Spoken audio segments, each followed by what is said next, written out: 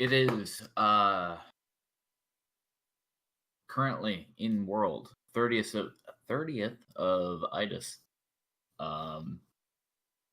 In fact, last day of the year before the half week outside of the standard calendar.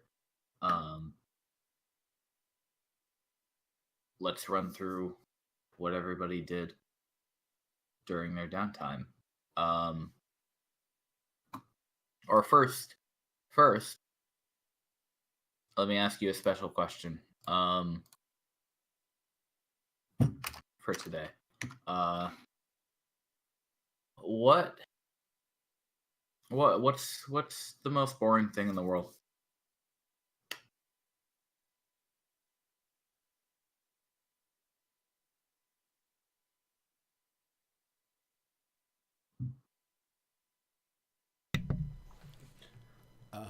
Waiting on someone to show up at an undisclosed or unspecified time.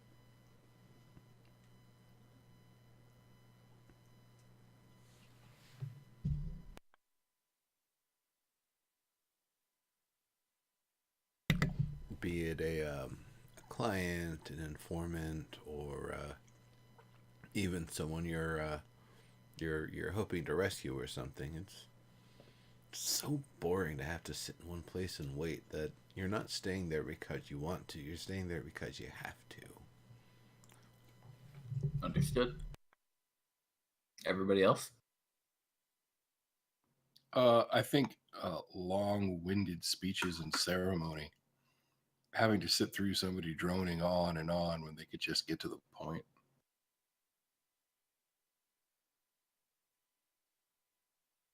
That's interesting coming from Mont'larin. I didn't expect him to be somebody who was anti-traditional in that way. Well, yeah, it's not that he doesn't like ritual. It's that he doesn't like the needless, the sort of blowhard, like political speeches. The rigors of formality and whatnot. Yeah. Ritual is fine as long as every part of it is actually serving a distinct purpose. Exactly. Okay, cool.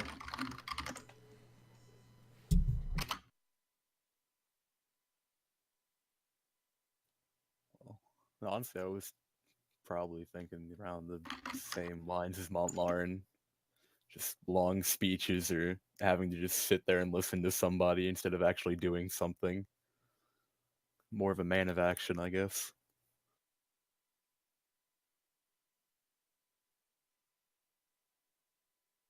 Sensible. And Naia? Naia's boring for Naia? Naia doesn't really have much that's boring. Her personal and personality style is actually pretty contemplative, so she can find most everything interesting. She also has a lot of curiosity. So while she might have some eye glaze on a boring speech or something, or a long-winded speech, she'll bring herself back and attempt to pay full attention to what's being said. And that's her style. Cool.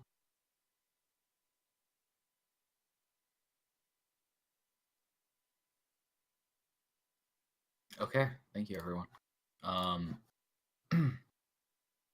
then so that was our question, and then we have some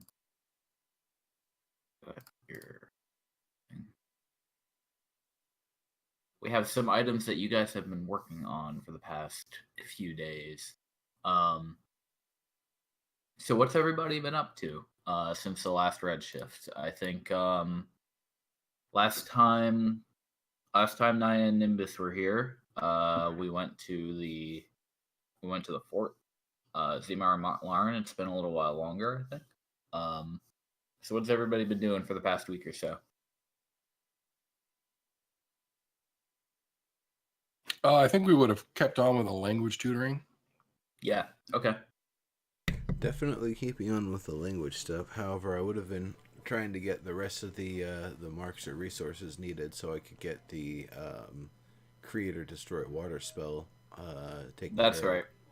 right. So you needed, let's see, you needed 50G, right? So I saw that Mont'larin was gonna consider helping you out with that. Right. I need 21 or 20.6 basically. I can kick in half of that. Oh, I could do the other half then. Oh, cool. Okay, then you're covered. Thanks. Great. I'll write down. I'll let you guys decide who's taking halves of what. So I'll do 11. Cool. So that means Nimbus, you spend some time. You have this marble that Dex was able to figure out for you has that spell contained in it, and you were able to kind of peel apart the array of magic that was built into this thing. It in the end discern kind of like unraveling a ball of yarn, just pulling out the source of this thing ended up unraveling the marble itself, and you're left with a few just a pile of glass dust in the end. But you spend a day or so and you get it in your book, so you've got that spell as you wish. Right. Create or destroy water. I think it was first level spell. I believe so.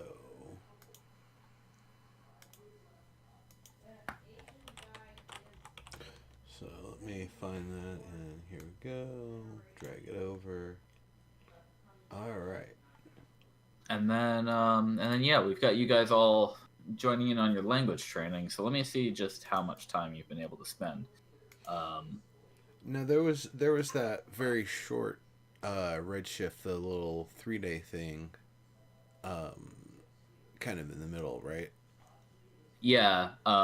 So I'm assuming you guys would have done some expedition during that 3 days. My goal would have been if Shashrit and Falil were up to it, or whoever else would want to join, to go and get 2 seeds from the blights and bring one back to Soriana. I guess have her hold on to the other one for safekeeping. Oh, you know what? I think maybe we forgot to talk about it. I think that was already done. Oh. I think one of the other groups went down and Yeah, you did mention that last time. Okay. So we actually do have a couple of seeds available. The one that was promised to the grandmother, and the one that was promised to Soriana. So those are being arranged. Okay, great. And let me pull you guys into the fort off the title page. Couple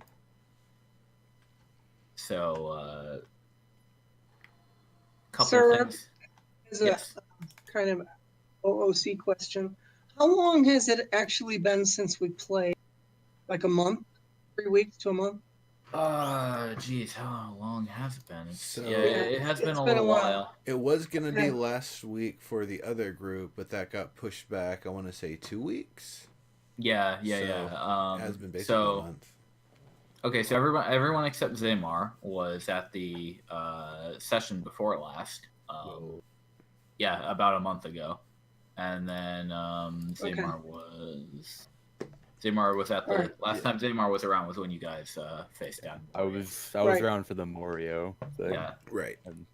I'm still hanging out at the fort, and it's been in game how many days? So yeah, it's been a little over 2 weeks, or I guess just about 2 weeks since you guys got back from your fire elemental journey. Right. And it's been about 1, 2, 3. It's been about 4 weeks since the or 3.5 since the whole Morio encounter. So since the obelisk bloom was created. Okay. So yeah, in that time, you guys probably have about 10 days. Nimbus, since you had to spend a day fiddling with that scroll, you're gonna knock down to 9. 9 for your days? language training. Yeah, Oh, so so I then I've will. only got 6 days left. I have you at 15 out of 60. Wait.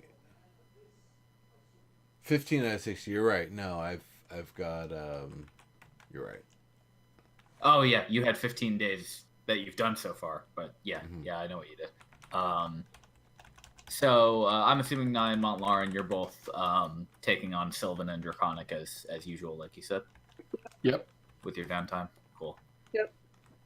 So that'll be 10 days for each of you. So Naia, you're up to 35 days spent. Mont'larin. Okay, doesn't Mont'larin learn it faster than I do? A little bit faster, yeah. So he's at 35 out of 70. Naia, you're at 35 out of 75.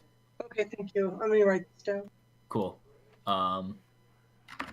Yeah, I've got this tracked here. I can copy and paste it into the channel for you. There you go. That's as of right now. Awesome, thank you. And Zeihmar, you're the last one. So you've had a couple weeks to do whatever you're gonna do. What have you been up to? Well, I was gonna ask, has anything changed around camp itself, really, in that time? So we do have the animal tamer funded, and there's been some excitement and bustling about as they're getting ready to actually build up a new location for this person. But that's being worked on. Kind of they're putting together like the foundations over in this area over here, and at the same time, there's been some discussion about kind of doing away with some of that whole tent situation that people have been dealing with for the better part of a year, kind of getting some more proper housing set up. So the fort itself is slowly pulling itself up a little bit more, and people have been working on that. All the laborers and whoever is involved in making sure things are running smoothly.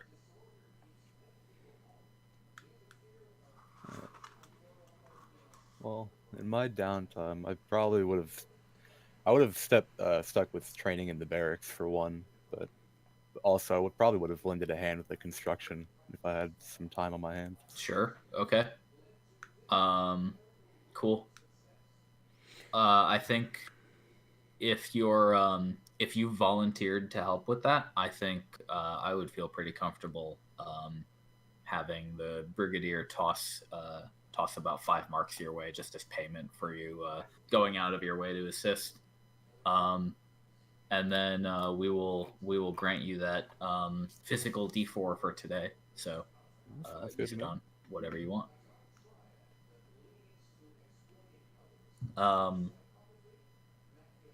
Let me be right back for 30 seconds, and then we'll get into what's happening today. Okie dokie. Okay.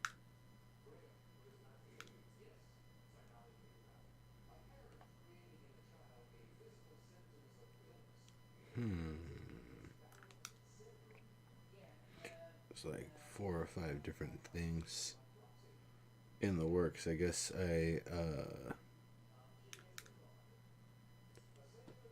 All right. So I'm just going to list off a few things of interest that have occurred in the past couple of weeks. Things that have been reported and discovered. So as we discussed, the seeds of the blight creatures have been brought to Soriana. She's been preparing to use them, getting ready to send one off to the grandmother. At the same time, Dex is planning on sending a group down to bring her a letter asking about this Mistrim location and Malthusa entity Oh, right. that he discovered in that book that you guys had brought him the very first time you all played. Oh yeah. The little poem he figured out for that is in the yard channel. I can go fetch it again if anybody missed it, but I think most of you saw it.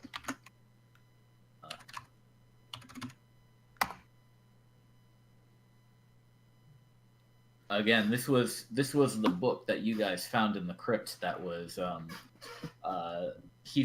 Dex has been working on translating it from an old Elvish dialect to something readable.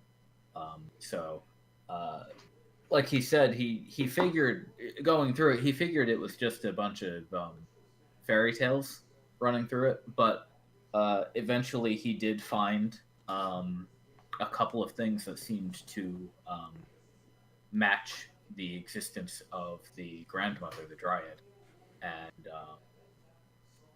and particularly notable was the surrounding her instance was the mention of some heroic figure, still unnamed in the parts he's gotten to,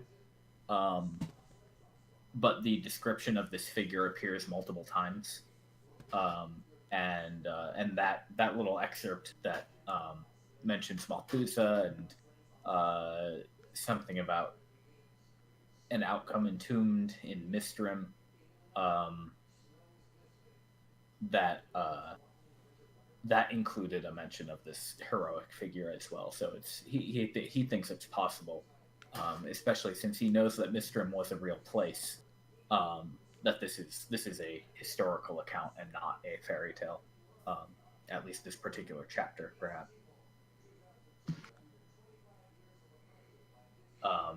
So he's been looking into sending off a letter to the Dryad to see if she knows anything about it. If she appeared in the book, then maybe she'll remember. Other events that have occurred include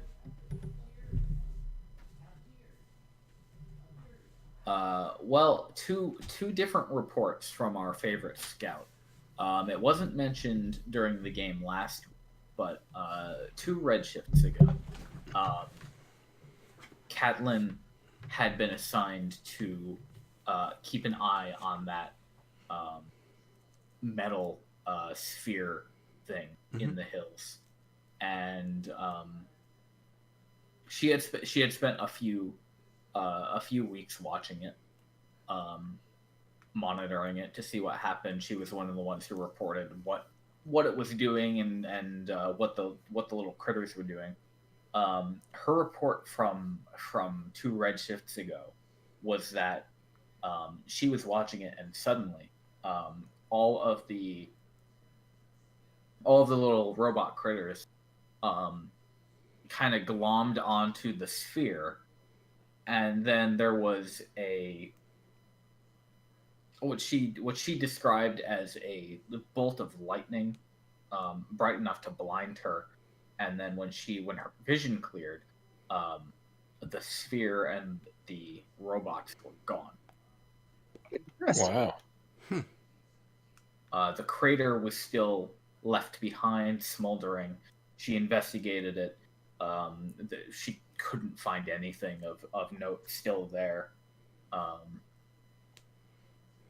So was this that like metal sphere on the mountainside? Yeah, it was. You guys? Okay, just double checking. The one with the little robots pouring out. Yeah, I'm just making sure I was thinking of the same thing. So that was something that happened before last game. That's pretty notable. Yep. Yeah, for sure.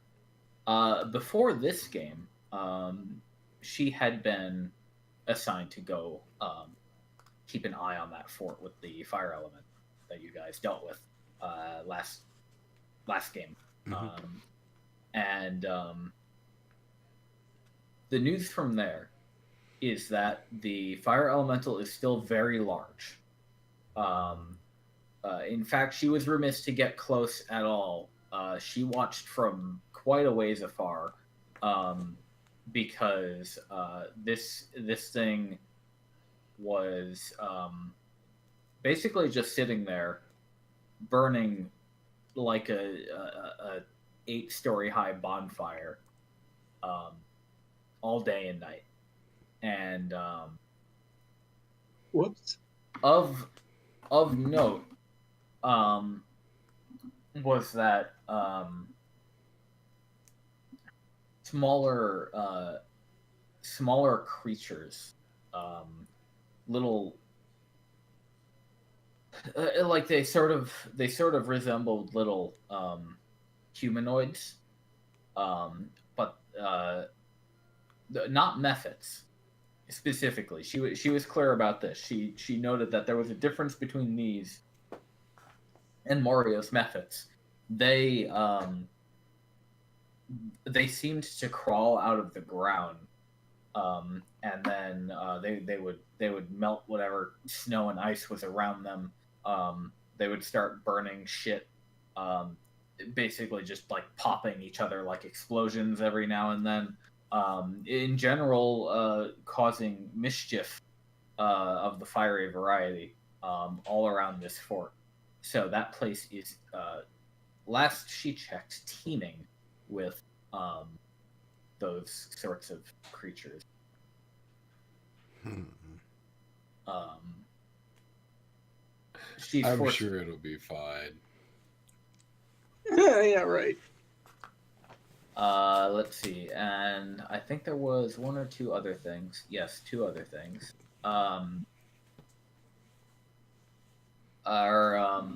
Our friend Jacob, who the party joined last week on the expedition down to below the Loparo Manor, with their help, has discovered the existence of what seems to be an upper level of the Underdark.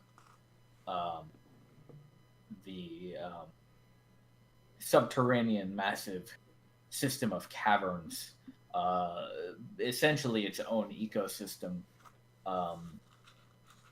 Below the manor, it turns out that the manor that had been shifted and coupled over and over and piled onto itself, it goes down like a skyscraper.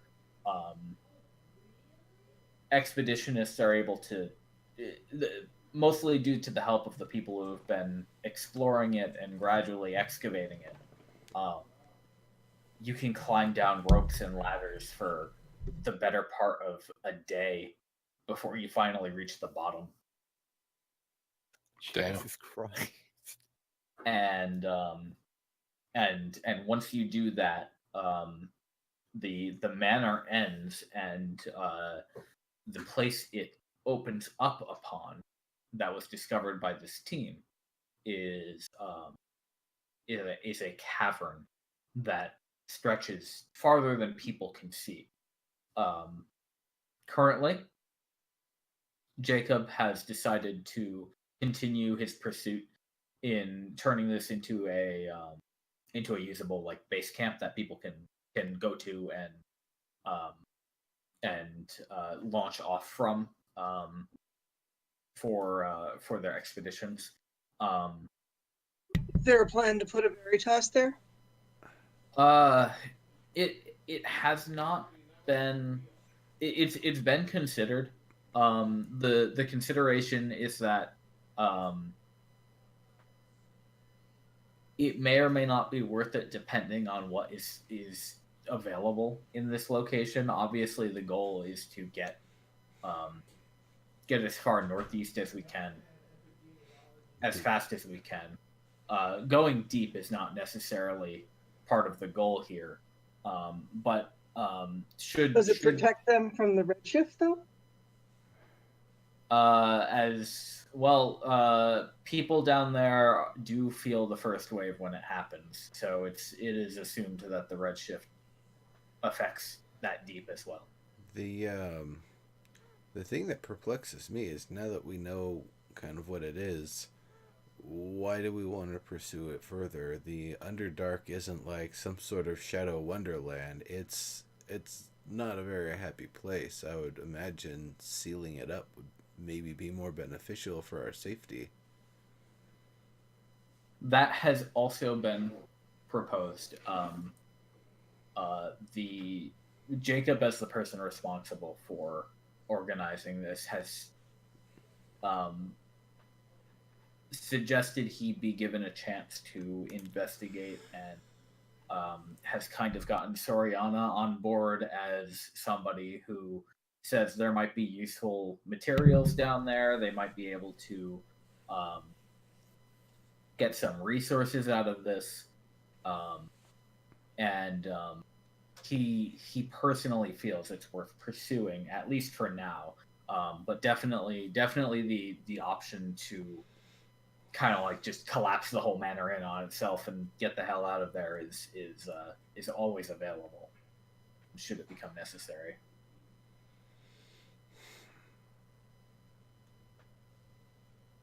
Worth noting that aside from the one chamber that included some explicitly man-made carvings that was discovered, there has been no other evidence of any sapient life down there so far. Huh. So for our metagamers, it's not like we've spotted any drow yet.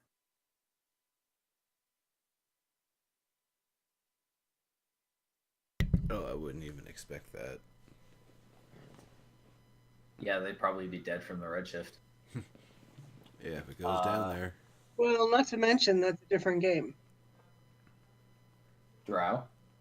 No, there can be drow in this Drow are campaign. D&D. They were on the approved I race suppose. list. I guess I was looking at crossover between games. So. And one final thing I think is relevant is that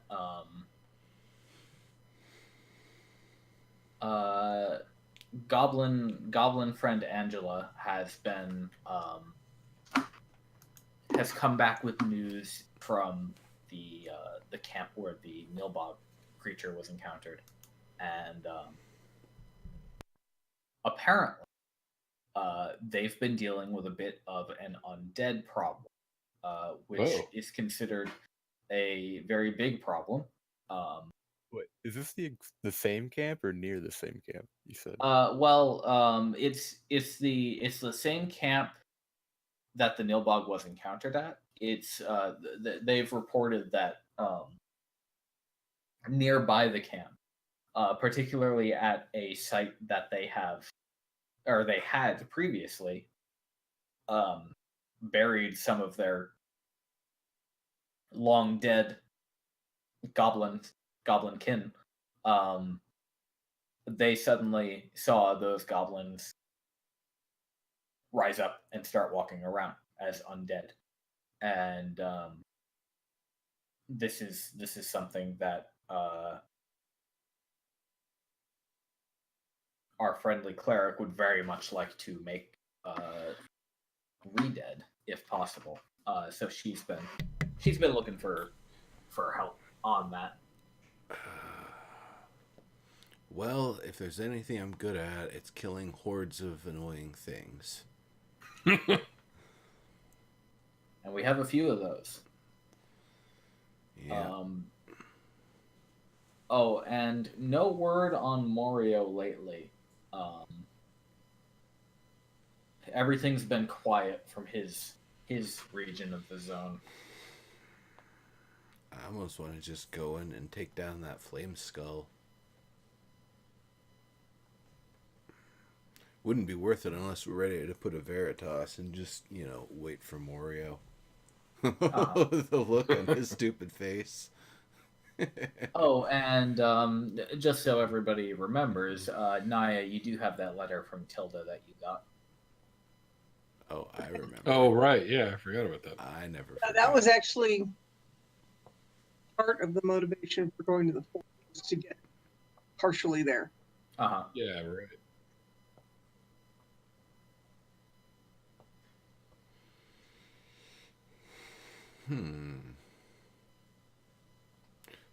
After the first wave, would we actually have enough time to go to the bloom, or would we basically only have enough time to get back to Americus?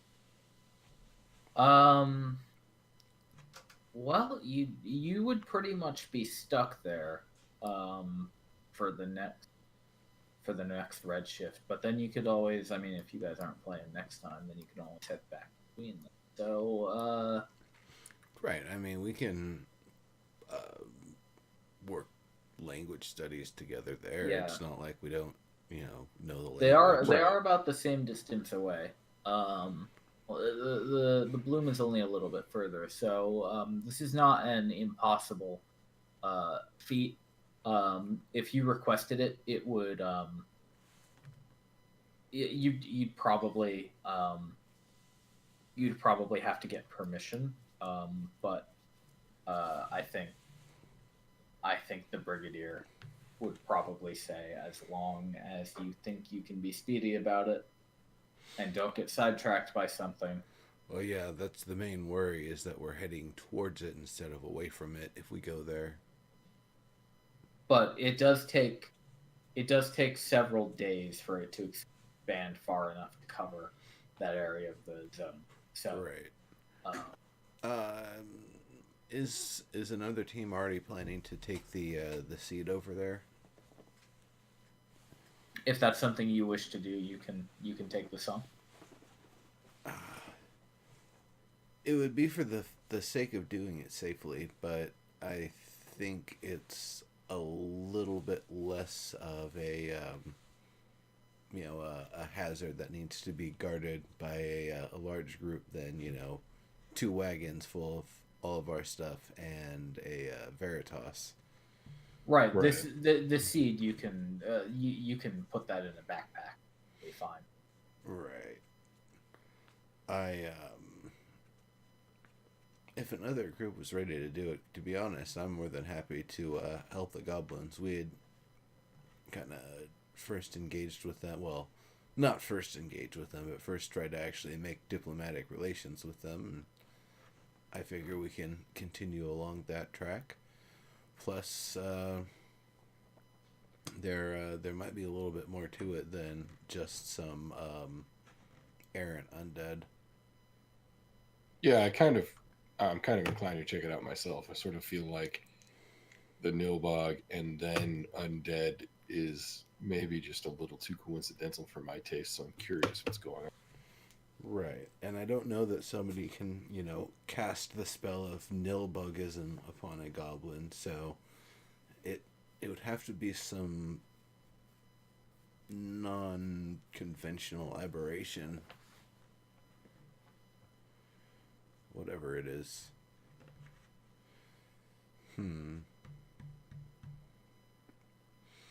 But that would probably be a good idea, and I suppose it'd be interesting to compare the state of their risen dead to the what had happened to Mont'larin. Right.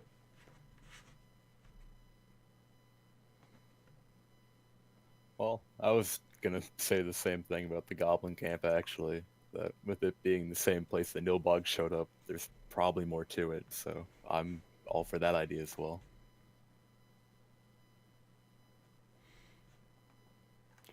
How about you, Naia? Any opinion either way?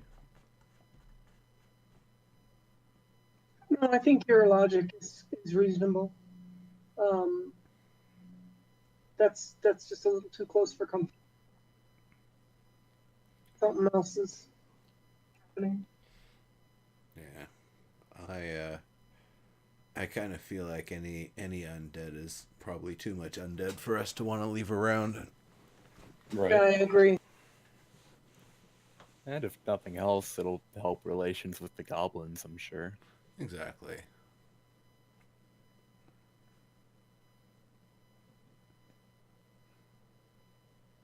All right then. Sounds like we have a plan. Indeed. Herb, is So, there a plan in place at the level of brigadier or Dex about how to figure out travel time between Fort Maricus and the Bloom, Fort Maricus and the Fort Maricus and, I mean, we're really stretching our travel time in terms of the Redshift in order to be able to get there, do anything at all, and then get back? yeah. Is there any plan to shorten that or to add more way stations kind of quickly?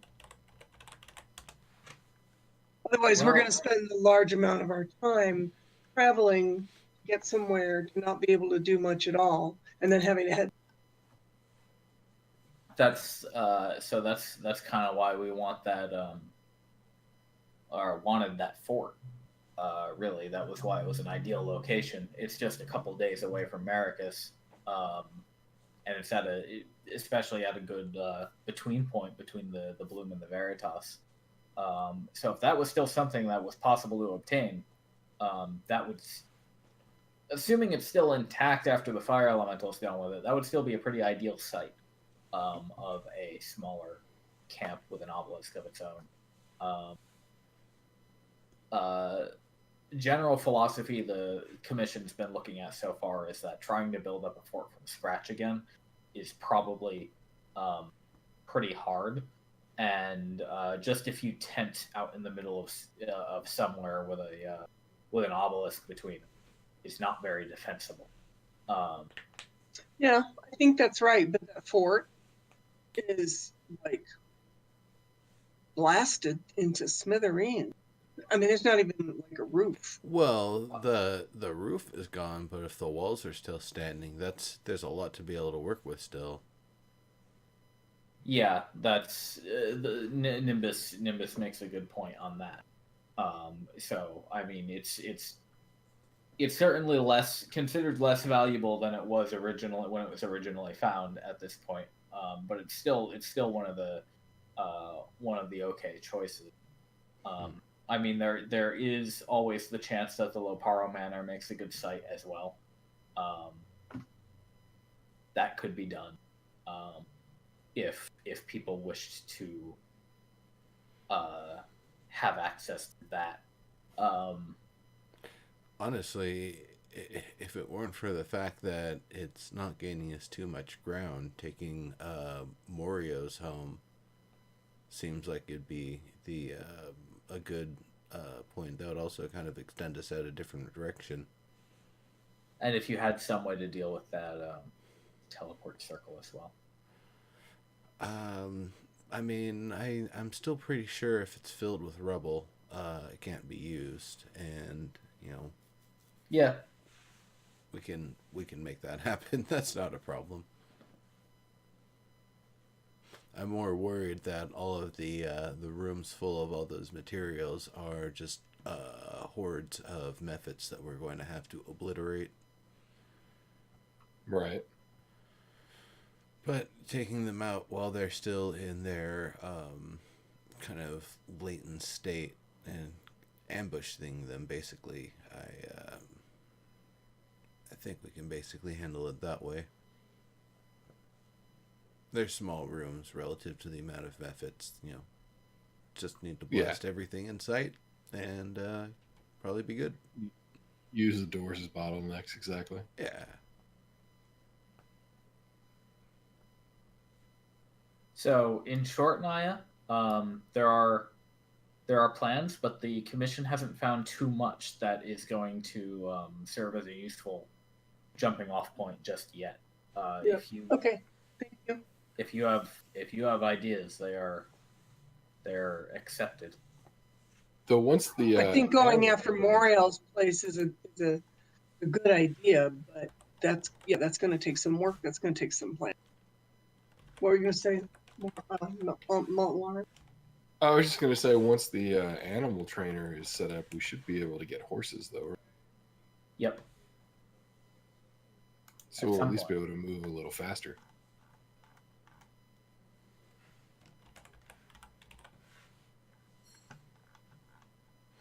Yeah, absolutely.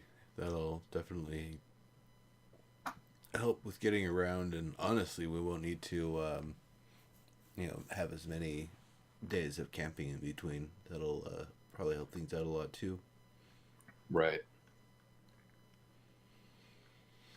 The one thing though that I worry about is we'll have to find some decent way to keep the horses protected while we're handling something. Yep. Yeah, absolutely.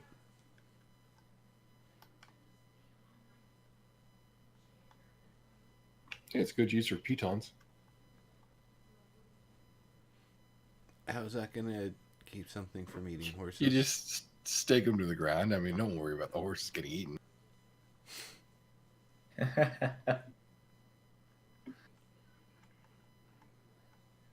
So we gonna fix some goblins, or are we gonna make a semi-reckless trip out to more? No, I think we're gonna handle the goblins. Morios wouldn't be a thing unless we're ready to actually go there with a Veritas and take it over. Right. I would much rather do that with Decus around. Well, yeah, Yeah, I mean, we would need a lot of resources too, because it'd have to be built from scratch. It wouldn't be getting the help of a great dryad. Exactly. All And right. also for Moriel's place, for some reason it comes up that Van might be a real asset on that trip. That's a good point. Yeah. He certainly would. As a general rule, Van and Dex leaving the Fort Maricus at the same time is non-optimal. They don't like to leave it undefended, and the Brigadier I agree. on her own can put up a fight, but she's not the most suited for defense. Having your beholder or your reality manipulator is much more preferable. Right.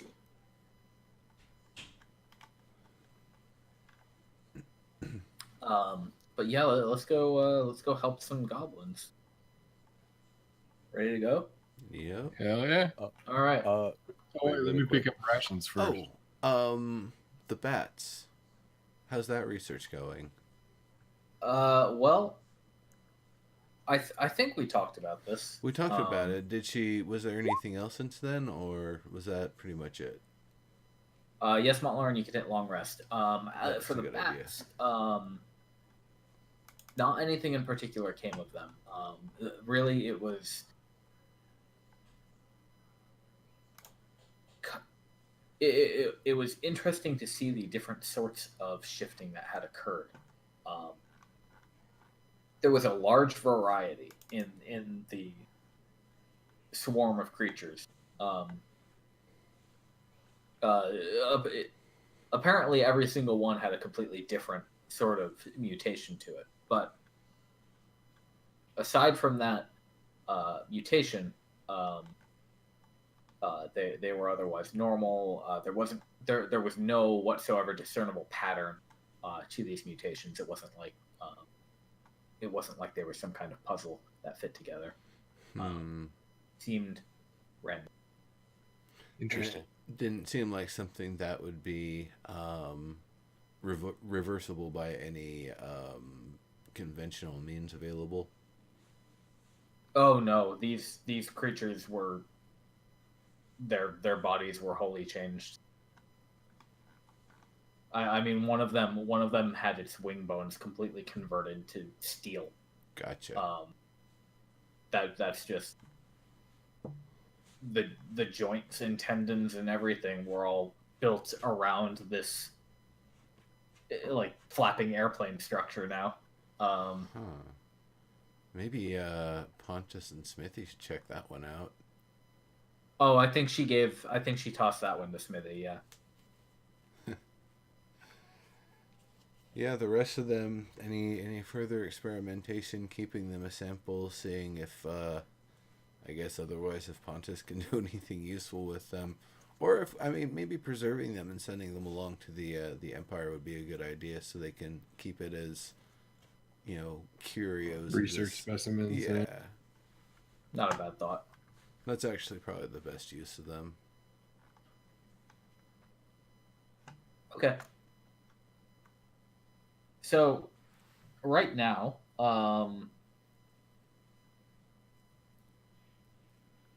our cleric friend has been getting ready to go back to the Goblin Village. She doesn't have Jabberlax, the ex-Nilbog, with her right now.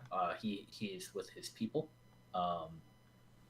But she expects she'll be able to go visit them and help out with this, especially if you need a translator at all. Gotcha. Does anybody here speak Goblin? I don't Nope, not me. so. Nope. Okay. Yeah, I do not. Yeah. you'll definitely need her help then.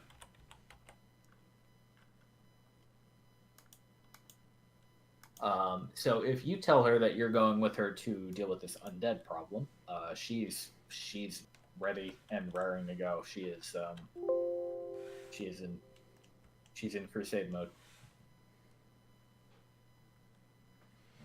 All right. What, The one last thing. One last thing. Yeah, before we leave camp, really quick, what is Pontus like? What's the best armor he has available right now? Oh, great question. I know he's only level 1, so I don't know. It won't be great. So it's gonna be. Let me double check for you. It's gonna be anything up to an AC of 11. All right, never mind. Thank you, though. Yep. What's the weather like? Today it's clear. It's the end of the year, so it snowed occasionally. Snow is always a worrying thing when it happens during a Redshift, but so far it hasn't rained knives or molten balls of fire on you guys yet. So, Well, that's good. yeah. Yep. But today, not too much trouble. If you guys head out, you won't have to worry about stomping through difficult terrain just yet, unless a blizzard hits all of a sudden. Okay, cool. Thank you, sir. Yeah.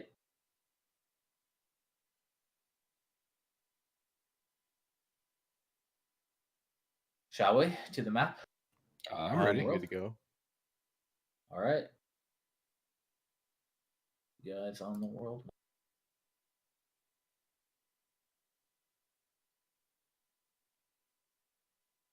Well, the hexes briefly didn't load on my screen for a Uh-oh. second. That was very weird. Thanks, Hexes. That'll happen every now and then. I just try to ignore it. Yeah, that was just a brief flash. I'm like, oh my god, I'm you not guys gonna- uncovered that much? Yeah, I'm not gonna go back and pause the feed to get spoilers because that's dumb. They're covered for a reason. Exactly. That's OOC. All right. Let me get you guys your encounter rolling. So let me show the macro. Does everybody have their macro quick bar displayed? I do. They're what, huh? Encounter and encounter check. Yep, encounter and encounter check. You should have them as buttons available. Although for some reason you have to manually turn it on yourself. I can't turn it on for you. Where are they located? It's in the collection tab. Oh, I see it. The macros section. Oops, sorry, I hit the wrong thing. No, you're fine. Would you like to make our first move of the day? No, I need to find the collection tab. Okay.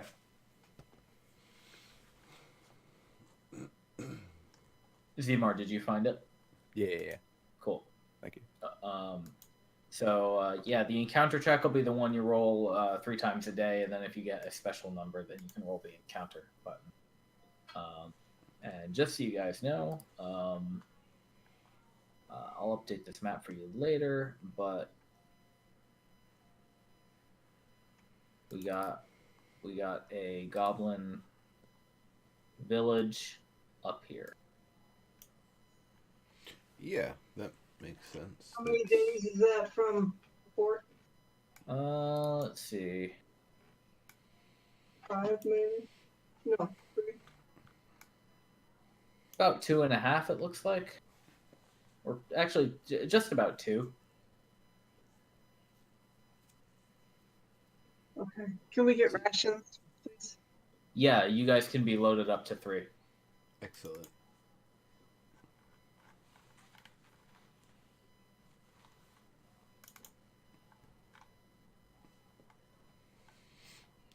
Gobs.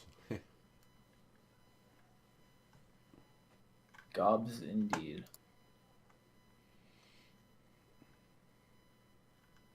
Alright. Well, if we can only have 3, then I need to go back and put Goodberry in. You can do that if you wish. Yeah, make sure your spells are all prepared the way you want them. You said that first move is free, right? First move is free. Then we got 3 moves for the rest of the day. Noontime, afternoon, and then camping time. Alright. Well, first move, we should just, take the raft across the easy way. Yep. Right. And then it's going to be, is it encounter that you click or encounter check? Encounter check is the one that you want to hit first. Okay, so you're fine for that hex. Okay. Someone want to move to the next one? Midday, uneventful.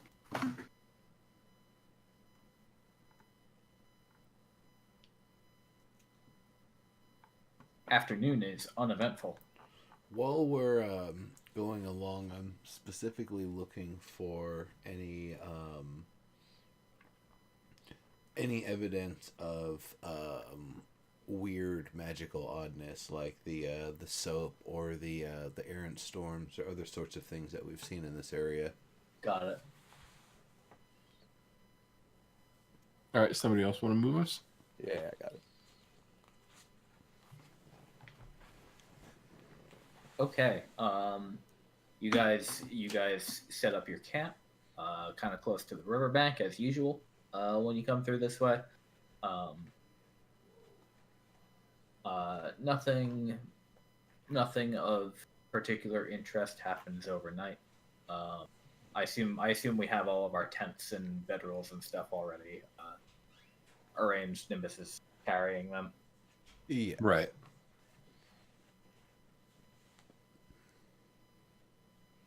And you wake up in the morning. It is a bright, sunny day.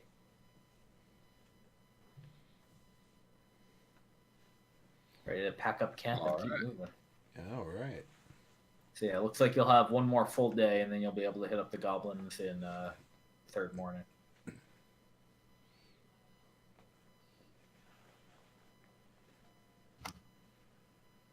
What have we got? Oh, cool. That's a fun number. Hey, Mont'larin, can you hit the encounter button? Sure.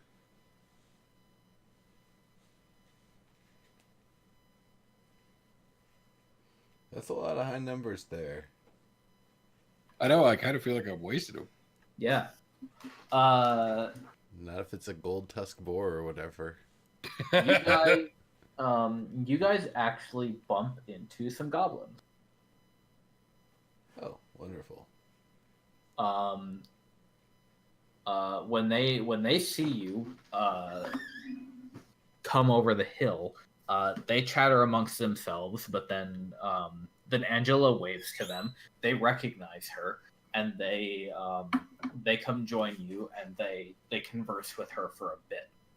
Since none of you understand Goblin, and since these particular goblins don't speak Common very much at all, Angela will tell you that this is just it's a hunting party, but they're glad to hear that the local undead hunters have finally arrived. The chief up north is really worried about this zombie problem. They've never really seen anything like it. A lot of people are very scared about it.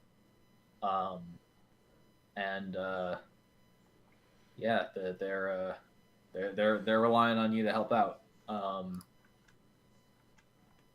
Does anybody have any questions you'd like to ask Docs via your companion? I do. Before the undead started showing up, had anybody gone and visited that area? Well, she relays your question to them. They talk amongst themselves for a moment, and they give her the answer, and she conveys to you. It's kind of the place they use to bury their dead is only a little ways away from their actual camp. So I mean they don't really go there as a matter of purpose. But you know, people die when they die, and then they'll bring a few goblins will go over there. They'll bring the body. They'll do whatever rites that they have to do, and then bury them kind of in a relatively organized way. Not really with any sort of grave markers or anything, but kind of just it's the spot to do it. So they do go there with some regularity, but it's not. They don't know of anybody notable who had visited. Then the other question I would have: did any of them die in a particularly weird or cruel way recently? Who was buried there? They don't recall anything of the sort. Okay. Have they seen anyone strange in the area recently? A wizard or a dragon prince, maybe? Well, if you describe Mario to them, they'll tell you they don't recognize that description. Okay. They have seen a couple of lone humanoid scouts every now and then. They never really got close. But aside from Angela and the party she's been coming with, every now and then they'll come across one or two scouts, and they've been assuming so far that those are just more of your allies. Interesting. I wonder. They probably are, but interesting. Naia, you had a question? Yeah, I wondered how many undead are actually up and walking around at this point. Oh, goblin math. These particular three goblins have not actually encountered the undead themselves. They were fortunately away from the camp when the first people encountered them, and since then the chief has put a ban on going to that location. It seems like from what they've heard though,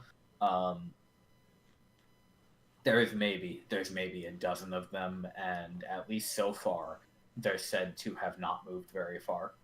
They're kind of just like meandering around the grave area. Okay, that's helpful. Thank you. Yep. It's a good question.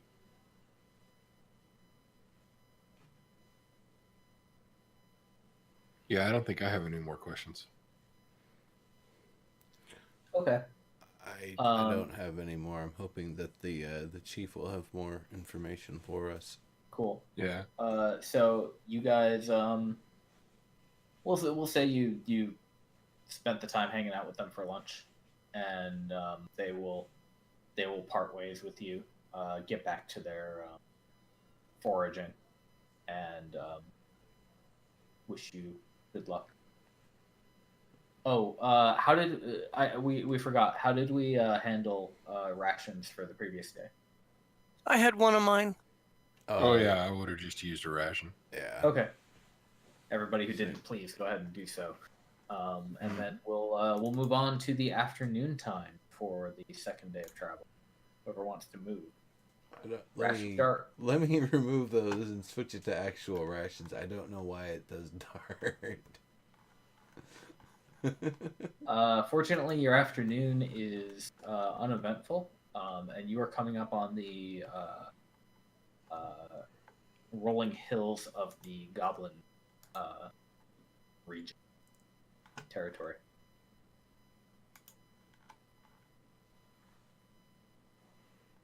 Whoever else would like to move, please go right ahead. I got it.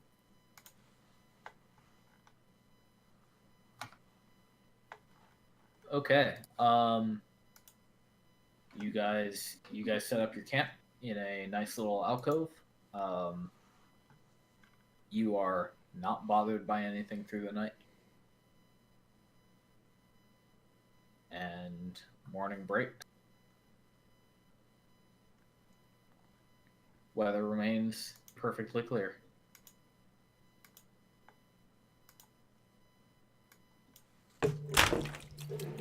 Whoops. That sounded bad.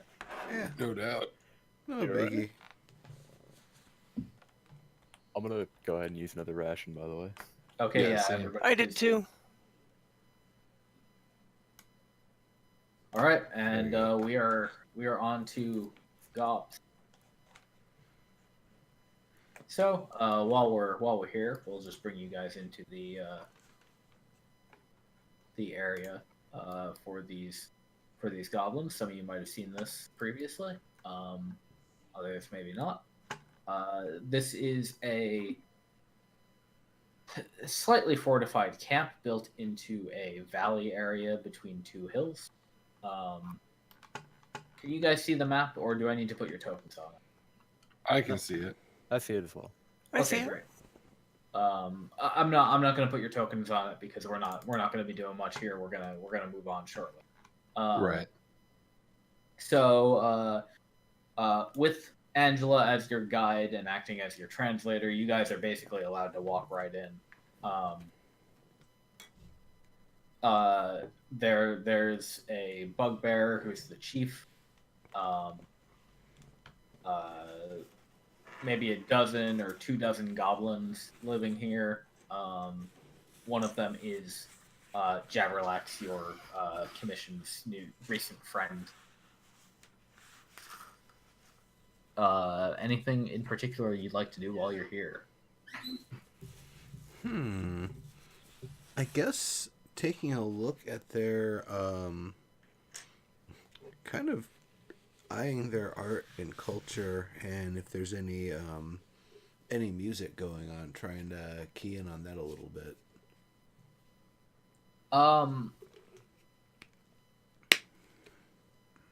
As far as instrumentation goes,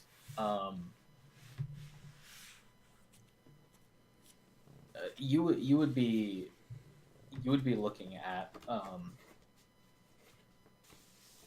a particularly bored goblin, kind of goofing around with leather stretched over drums and that sort of heavy percussion style of entertainment. Gotcha. As for art, there's not much to speak of. The two trapeze wires with bits and things strung over the valley, you could construe these concoctions as art, perhaps.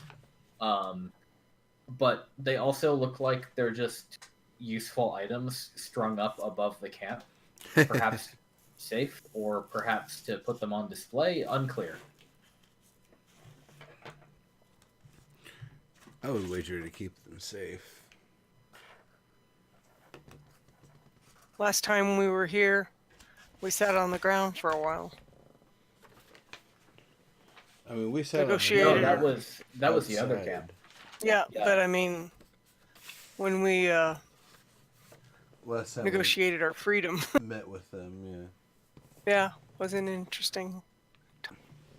Oh, we were negotiating because I didn't want to kill them. I mean, if we had to, then That so that location you're thinking of was actually a day and a half south of here. This is a secondary camp.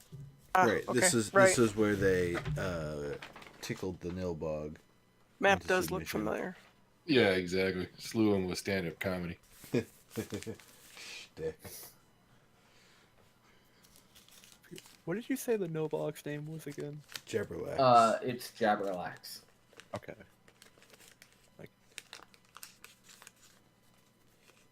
You're not sure if he picked that up as a Nilbog or if that was always it.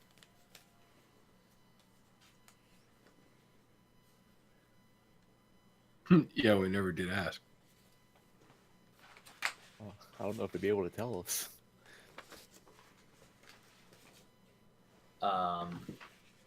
But Angela spends some time talking to the bugbear.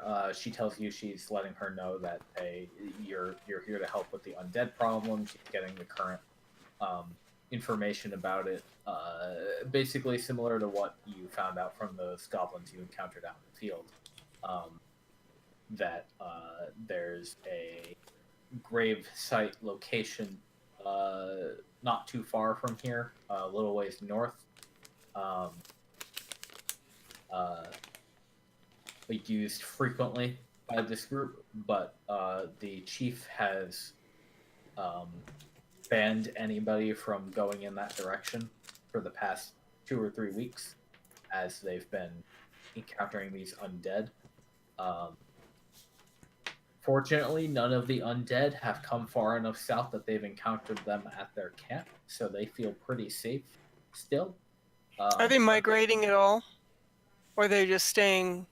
As far as they can tell, they haven't moved very much at all. Okay. Angela conveys to you that there's a small river that you should be able to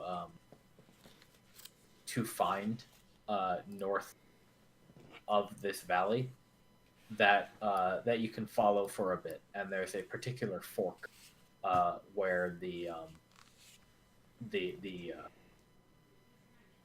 graveyard is on the other side of that fork. So if you can cross the river there, then you should get to the location you're looking for. She's not going to join us? No, she'll join. She will join you. She's just telling you what the bugbear is telling her. Gotcha.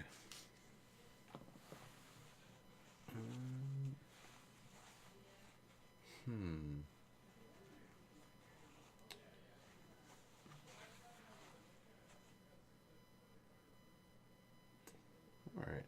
I don't really think I have any other questions.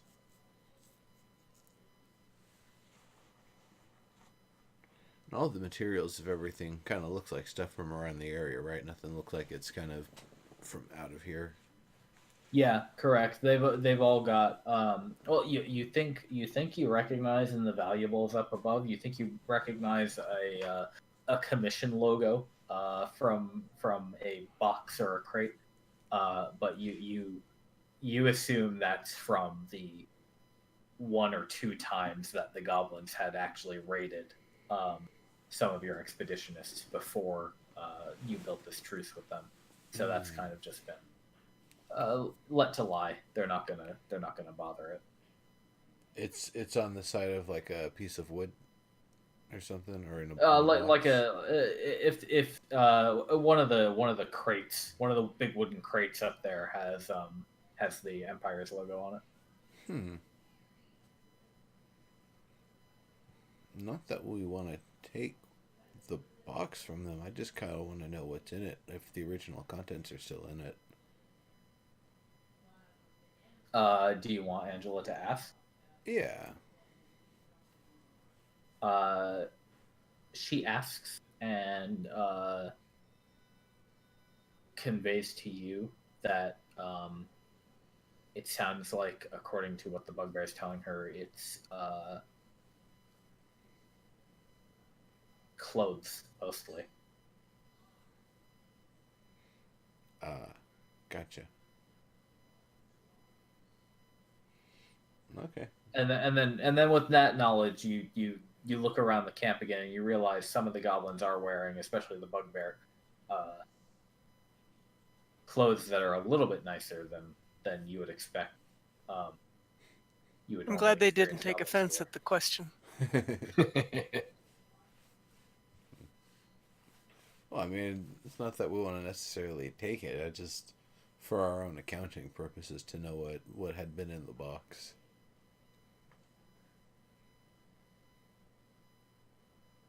Yeah, it could have been an interesting answer too. I mean, Yeah.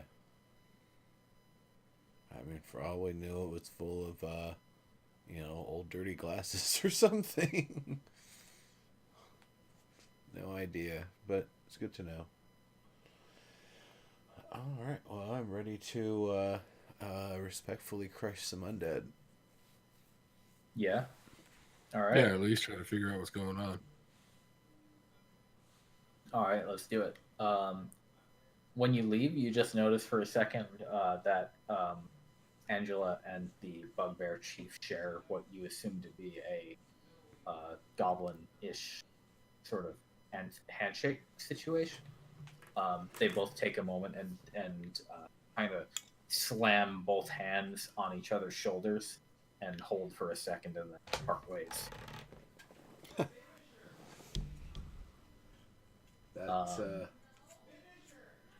That's a whole lot of bugbear slamming down on your shoulders. Is that uncomfortable? She says, no, not that bad. Okay. Someone's getting excited about game shows. All right, so I'll pull you back to the world map for just a second. So you guys are gonna have to go. It ends up being 1 hex north of here to get to this graveyard. So, I'll move it. All right. And Would you like So that- encounter check roll? no, we don't need to. Okay. Because there's going to be something when you get there. All right. And indeed, you get there. You follow the directions you were given, and come up on the southeastern side of this river.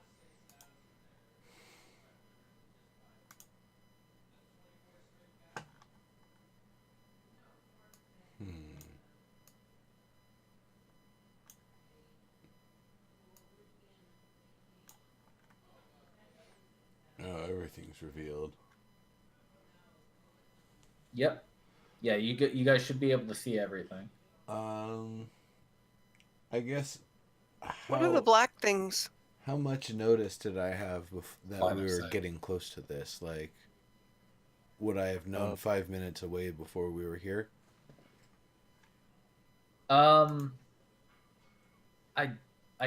I guess. Yeah, you could probably see the small humanoid figures from about a mile away. Then I suppose, in anticipation as we approach, I would have gotten my mage armor on. Sure, no problem. Naia, the black lines around the map. No, I'm seeing black things that could conceivably be tall poles, very tall poles, or they're a glitch, or they're some kind of pointing device. Just a shadow glitch.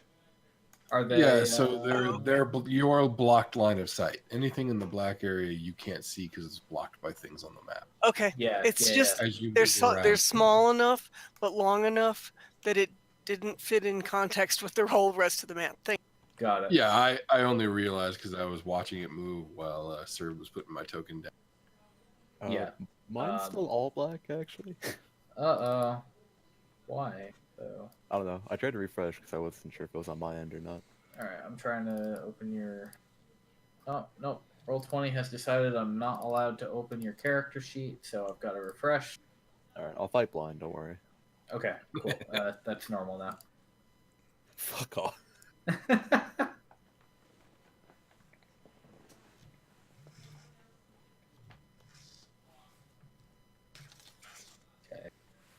Once I load back in, I'll give you sight. I'll be right back. I'm just gonna Okay. put some water on. That's a good idea. I'm gonna grab a drink real quick.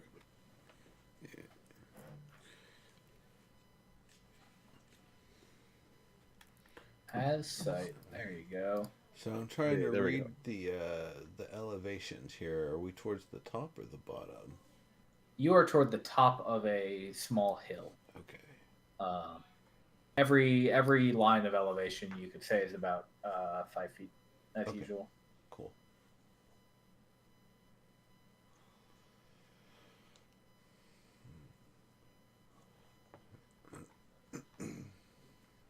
So yeah, this is a hilly area. Bits of ice flow down the river, south and east. There you do see a bridge. It seems to be goblin made, crossing one narrow point of the river. It looks like at some point this winter it's possibly broken down a little bit. So if you try to cross it, you'll probably have to take a jump. So careful you don't fall in the freezing water. Right. Now, it's more that I'm wondering if the freezing water is going to do anything to act as a deterrent.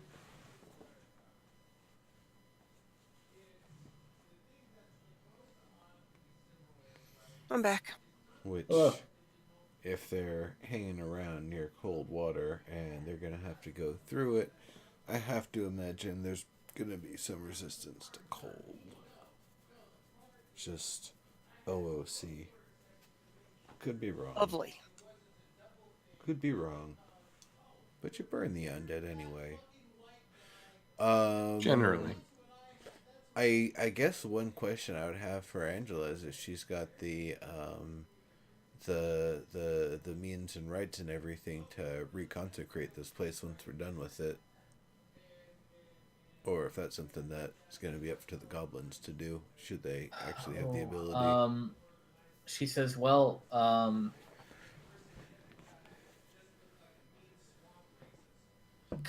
consecration is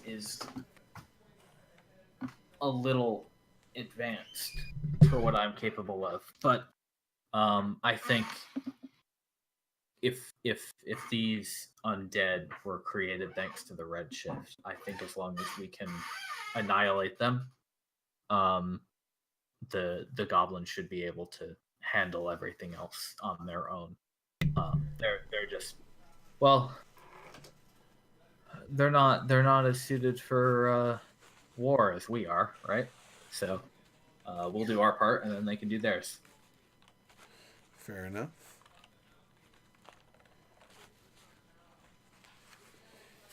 I suppose I'm actually a little less worried about the ones that we see before us, and I'm more worried about ones that might appear once we've left. Right, like we don't know why they showed up in the first place. Exactly.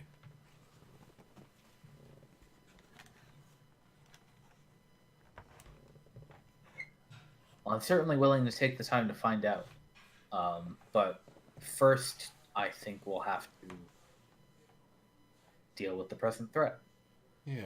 Are we ready to take the initiative on this situation? I think we are. Everybody can go ahead and roll me some initiative.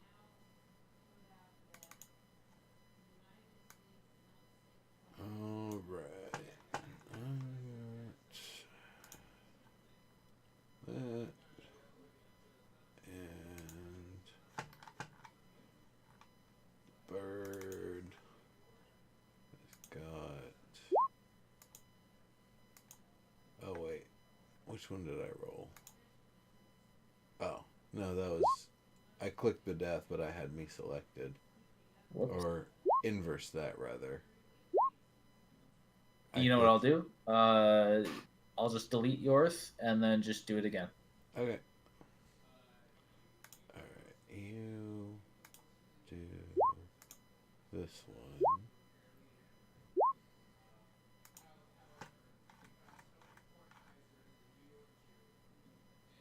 And you. That -1 initiative, dude. How the hell do you do a -1 initiative? Wait.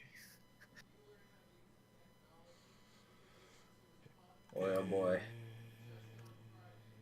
There we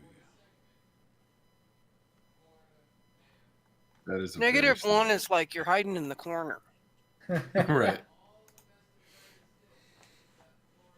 -1 initiative is like you got one turn after 2 turns. Like you were taken by surprise.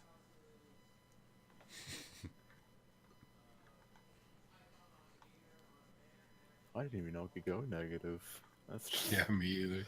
No, I feel bad now. you're probably not, but I don't think the math really cares.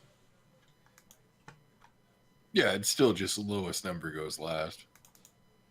But oh no, you can get negative initiative if your dexterity is low enough. It's because it's just your dex mod. Right. So if you roll a 1 and have a -2 dex mod or something, then you're getting a -1. Exactly. The more you know. All right. Looks like we still need Badath in order, unless you're. Oh wait, no, he's in there. All right. Okay.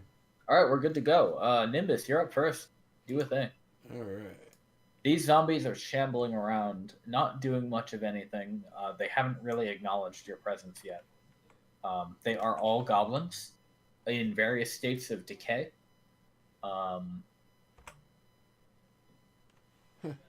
There's That's one. about what you can see.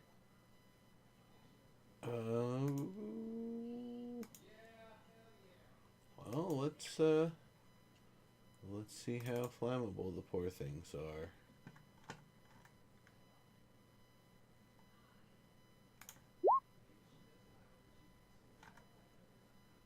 All right, I assume you're taking on the one closest to you, right? Yeah. Cool, good roll.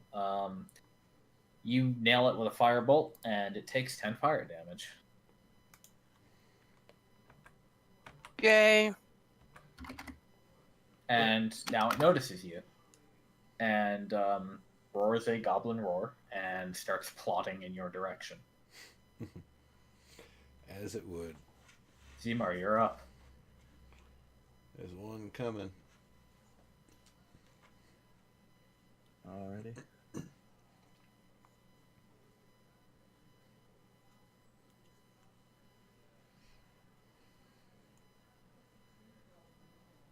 Just gonna move up to there. I think that's 6. Yeah. Okay. And then I'll just ready an attack for when this zombie gets close, I guess. Okay, so you'll take your reaction if it gets in range of you.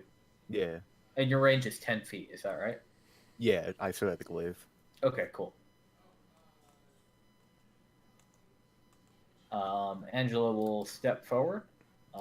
She's got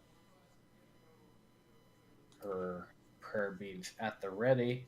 Range on Sacred Flame is 60 feet, so actually she can make that. So she'll just step forward a couple steps and pop a Sacred Flame on that zombie.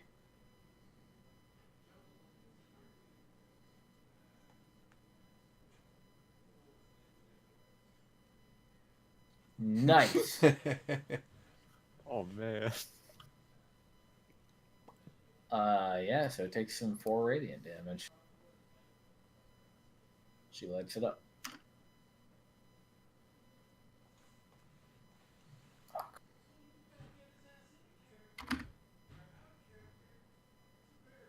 All right. I can't have the goblin zombie sheet and Angela's sheet open at the same time. That's Oh, no. illegal. So I'm gonna close one of them.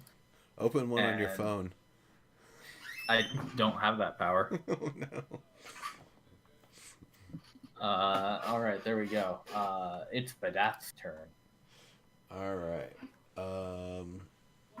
Badath is going to fly high into the air. 1, 2, 3, 4, 5, 6, 7, 8. And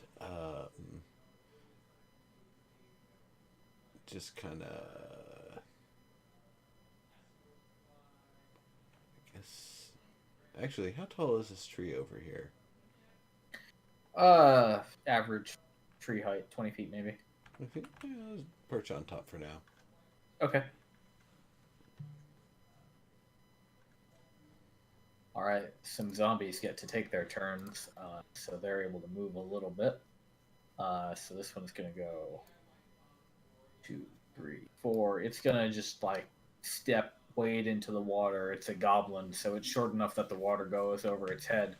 But then you see it claw its way out on the other side. It looks relatively unharmed.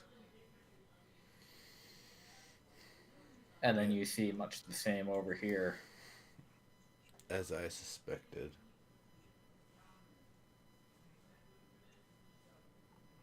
And then we have the zombie near you guys able to make a move. So this one's going to start coming up. It's going to go 1, 2, 3, and then...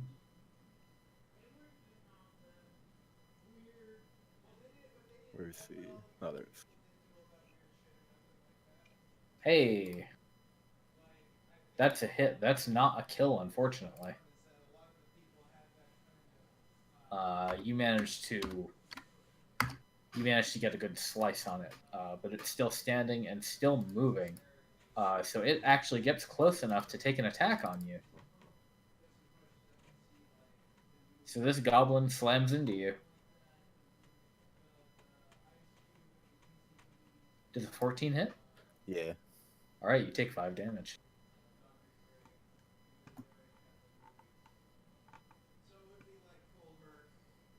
More zombies. Yeah.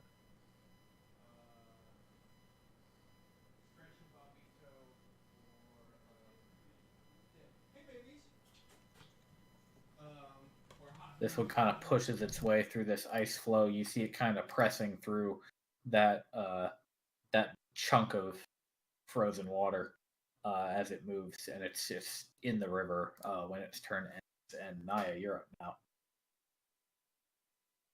Okay. Nimbus is trying to bat this zombie, or not Nimbus. Zeihmar is trying to bat this zombie away from him with his glaive, and you see about 4 more encroaching on your location.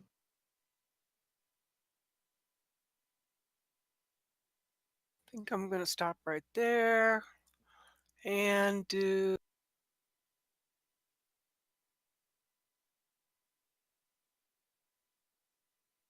Okie dokie. Which one was that? the one in front of Zeihmar. Cool. Yeah, that thing is super dead.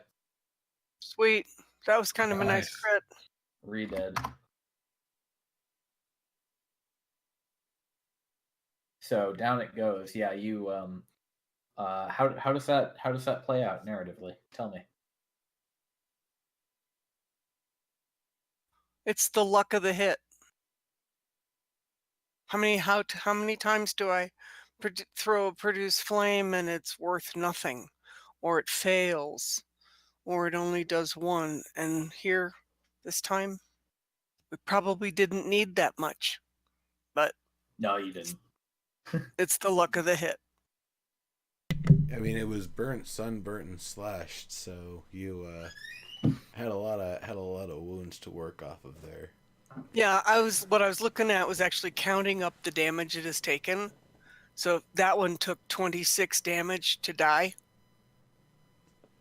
So now we know kind of what it's going to take for these to kill them off.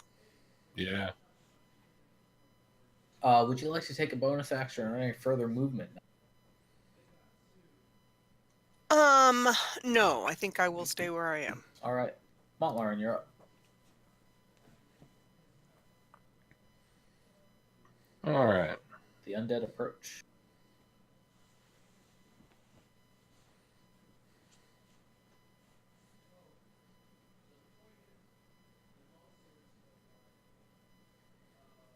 I'm actually gonna dash, I think. Sure. There we All right, and you're there. You'll be ready when they get there on the next turn. Couple more zombies.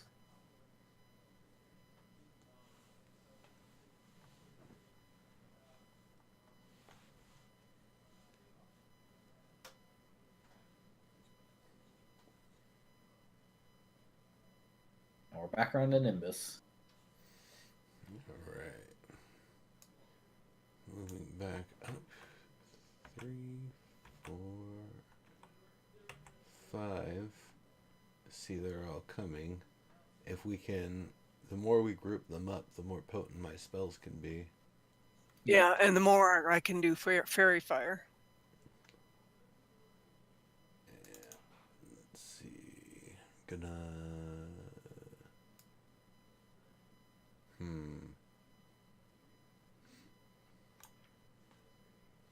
Up to their heads, huh? Yeah, the one aside from the one in the middle here, you can none of the other ones really have too much cover. I think I'd say these two have half cover over here, but the ones across the way are still out in the. Okay.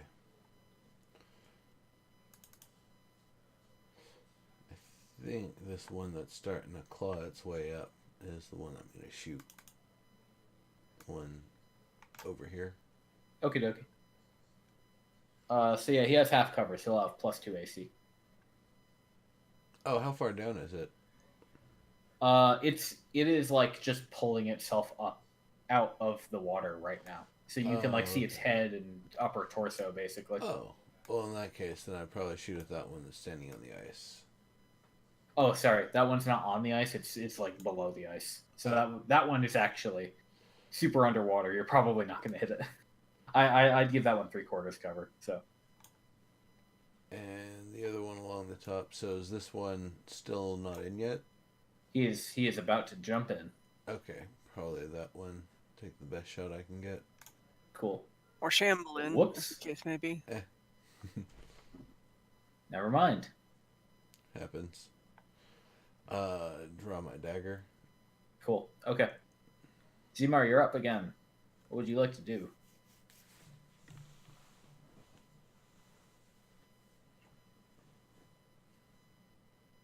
Your mic's muted. Oh, yeah, sorry. Just looking at something. I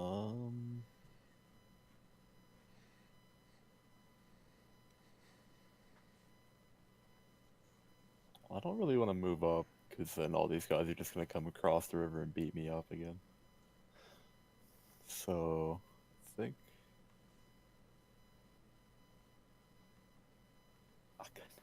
I fucking... I want 1, 3... Right there. And then I'll make an attack on this one that's crawling out of the water. Okay, yeah. I'm still going to keep him with half cover, so he'll have +2 AC, but AC is still That's pretty fine. low.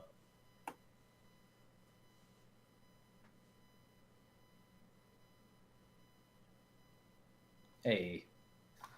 Good hit. And then also I'm going to add a trip attack onto that. Oh, cool. All right. Let's see. Add the damage, and then it has to make a strength saving throw. What's it saving against? Do you know? Oh god damn it. I had the... Hold on. There's the extra damage for it, but I had it pulled Alright. up before. Takes another 2. 1 second.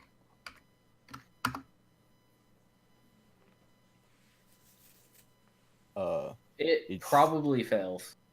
Yeah, it is 8 plus my proficiency bonus. And then Okay, my, so- either my strength or dex modifier. Do you have to choose that? Like, is it just whichever's higher, or what? It says your choice. Oh, okay. Yeah. All right then. So that adds up to more than 5. So this creature is prone.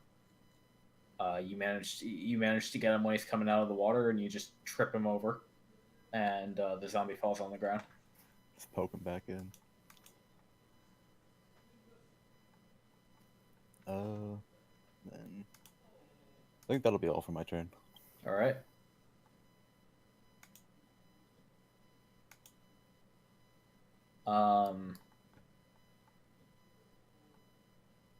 It's at this point that you hear another roar, and a zombie busts out from between these bushes that you didn't see before. He goes, 4, 5, 6, 7, 8. He's charging through the water straight at you guys. Angela's up again. She's going to make some similar moves to last time, I think. Or maybe...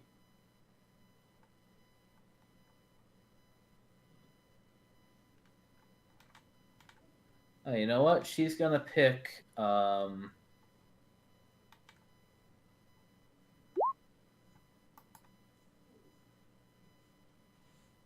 She's going to pick Zeihmar, Mont'larin, and Naia. And toss you guys all a blast. And make sure she's 30 feet. Yeah, she's got to move. But... So she invokes...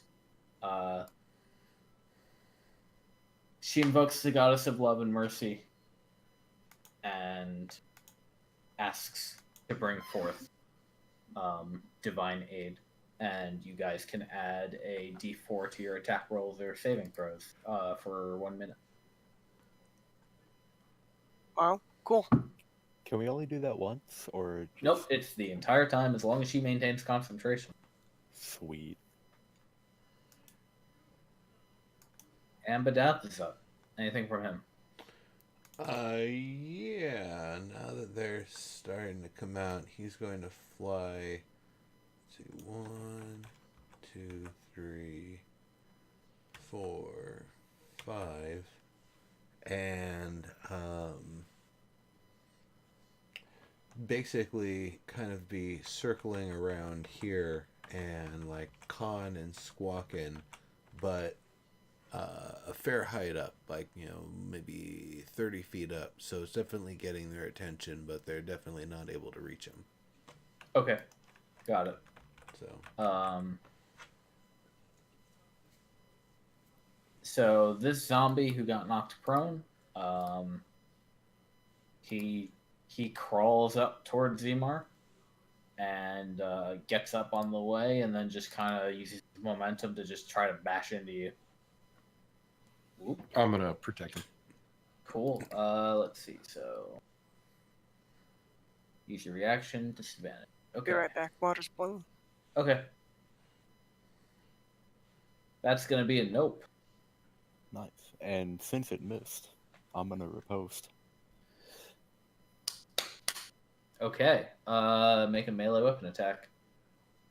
And add the superiority die. Cool. Good. Add that dice.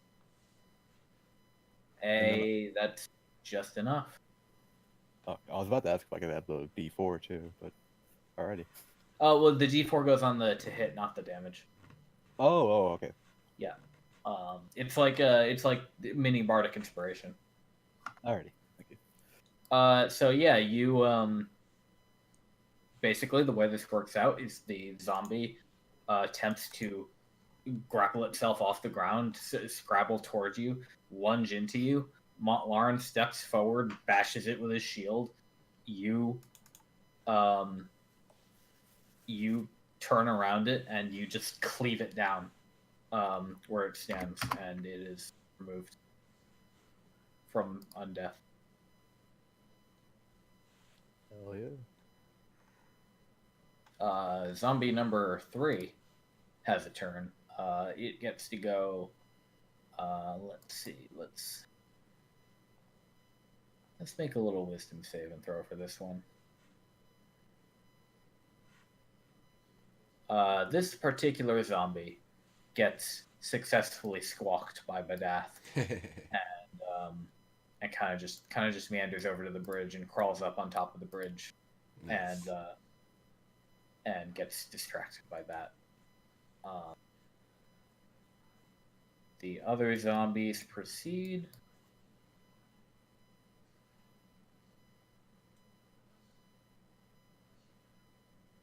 crawl out of the water.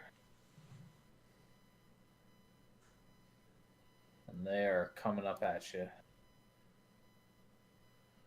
Uphill? Yep. So I think that was 6 spaces. Or no, that was 8. So yeah, I guess we'd go there. And Naia, you're up again.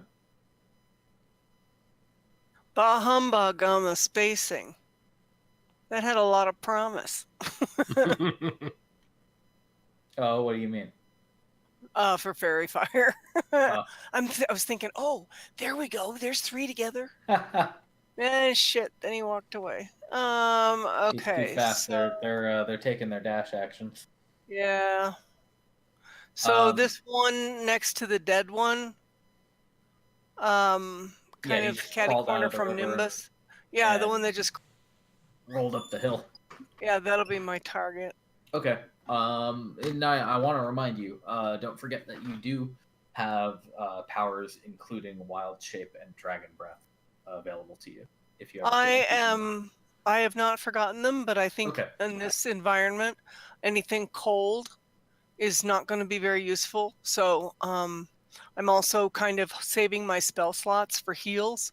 So if I can use a cantrip that produces fire and it works, I'm going to use it. Oh yeah. Neither of those things I said use spell slots though. Right. Well, true, but I have a limited number of times I can use them.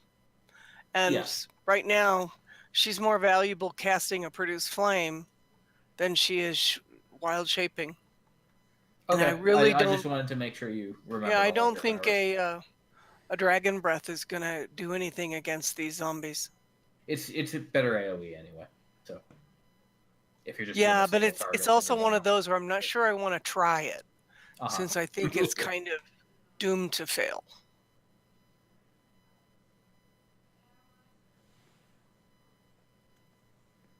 All right, that was that 8 to hit is actually gonna hit. You do get Wow. to add a D4, but you didn't have to. Wow. Okay. So you'll deal 4 fire damage. You'll blast that thing a little bit. Would you like to move or anything?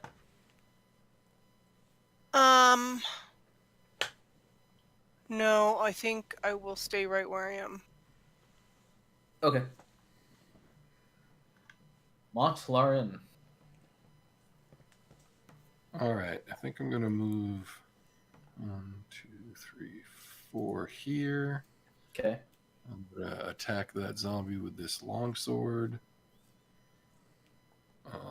and I guess mildly poke at him in alarm. It was a good 23 though.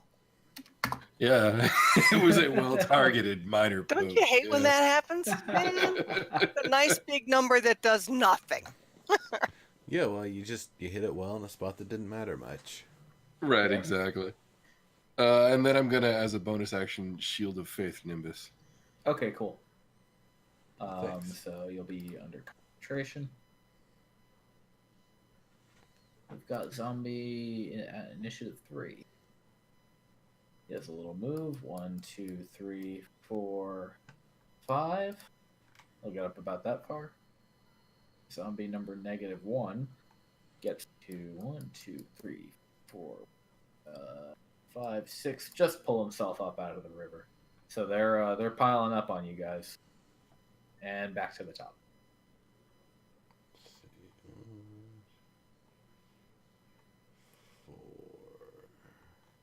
A small horde of goblins surrounds you. Okay.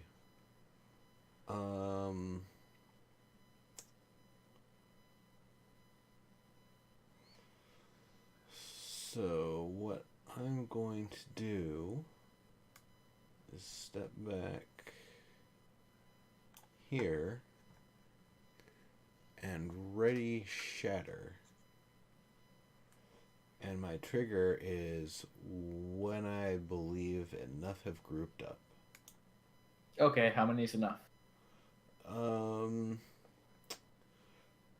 Looking at it, just before Naia's turn, there could be as many as 5 swarming near Mont'larin.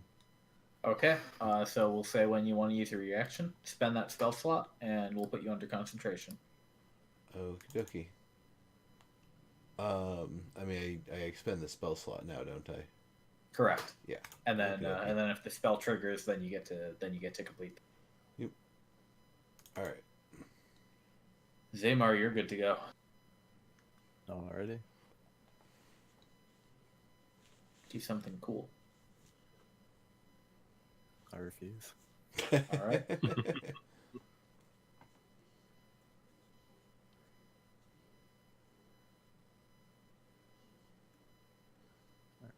Move there. First, I'll make an attack on the one that's right in front of Mont'larin. Okay. Or wait, the hill doesn't affect my range at all, does it? That's still 10 feet. Yeah, basically. Okay, just double checking.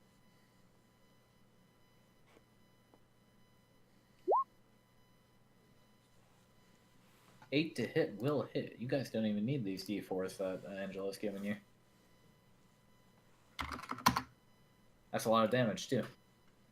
It is. You get Yeah, a that's good a poke. good one. And then I think I'm going to action surge and Alright. make another attack on the one that's right next to it. Okay, cool.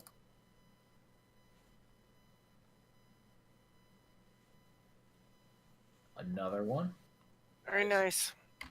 And with that one, I'm gonna add a goading attack because I haven't used it yet. And I feel we like go. I should, just so I don't feel bad about picking it.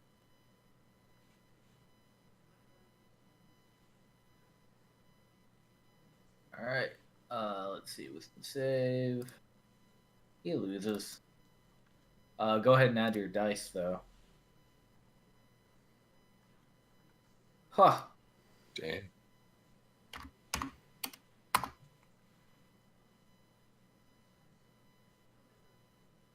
Okay. That zombie turns to you. And it's kind of falling apart. But it looks like he's going to fall apart in your general direction.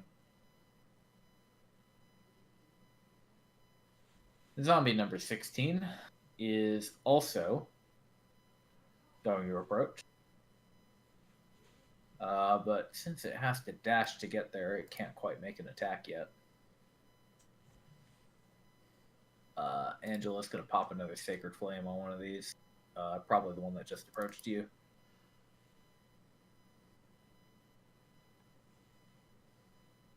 Nice 2 radiant damage. At least it takes it.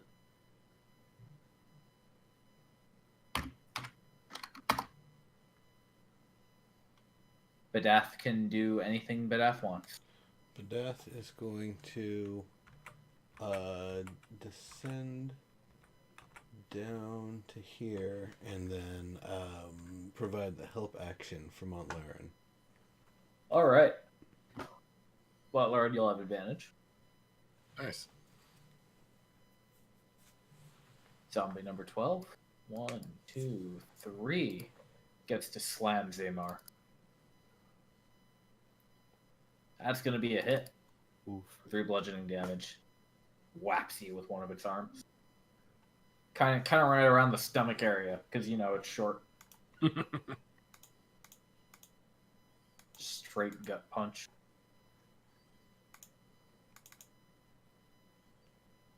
As long as it's not below the belt, I'm alright. They're not smart enough to aim. But they are This short. one's gonna get in there. Okie dokie.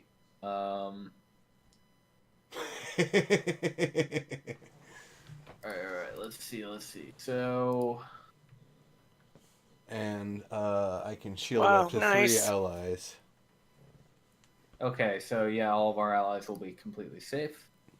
2 of them die outright because even if they save, they have less than 9 health.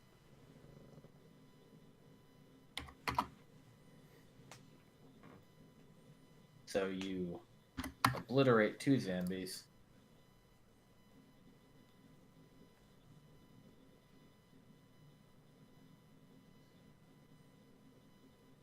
and then 3 of them have to make the save. So we'll do top to bottom Constitution saves.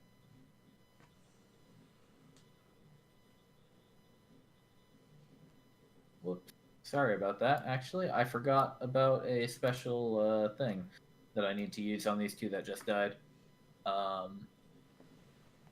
So actually, I'm going to have to make 5 saving throws. So let's do top to bottom and then the left one last. So 1, 2, 3, 4, 5. Okay, so zombie number 3 fails the saving throw and takes a full 19 thunder. Every other one actually makes the saving throw. So this one takes 9 damage at the top. The second one also takes 9 damage. He's looking pretty busted up around now, but he's still fine. Let's see, that one...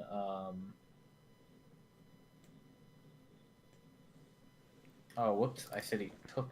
I set his health to 19, not that he took damage. So he's down to very little HP. The zombies down here, they passed their saving throws, so they need to make a saving throw with a DC of 5 plus 9. So 14. So bottom and then the left ones will make that saving throw. And the bottom zombie, instead of dying, only falls to 1 hit point. So it's still going along. I'm not going to count those other 2 we already killed because that was several turns ago. Okay. And then so this one you successfully destroyed 1 zombie. But you dealt excuse me, you dealt a lot of damage. Yeah. Did the current one attack yet, or I interceded first, didn't I? I believe you did. Yep, you sure did. So, yeah, that one, after getting shattered, does have the opportunity to slam Mont'larin. That's not going to cut it. Slam, he does not. It probably just bounces off my shield. Yeah. Bottom one gets a chance as well, though, because he's still alive. Oh, that'll do it. It successfully flung itself at you. While you're dealing with the other zombie, the first zombie, the other zombie manages to get under your shield.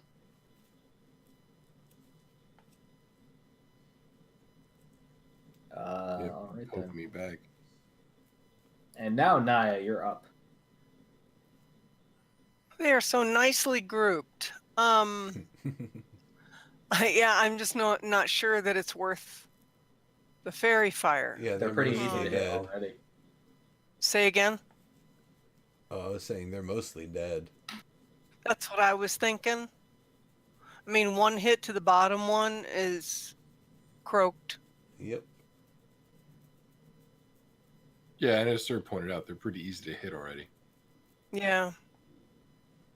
So I think I'm just going to keep going with what's worked so far. I'm going to target the bottom one. Okay.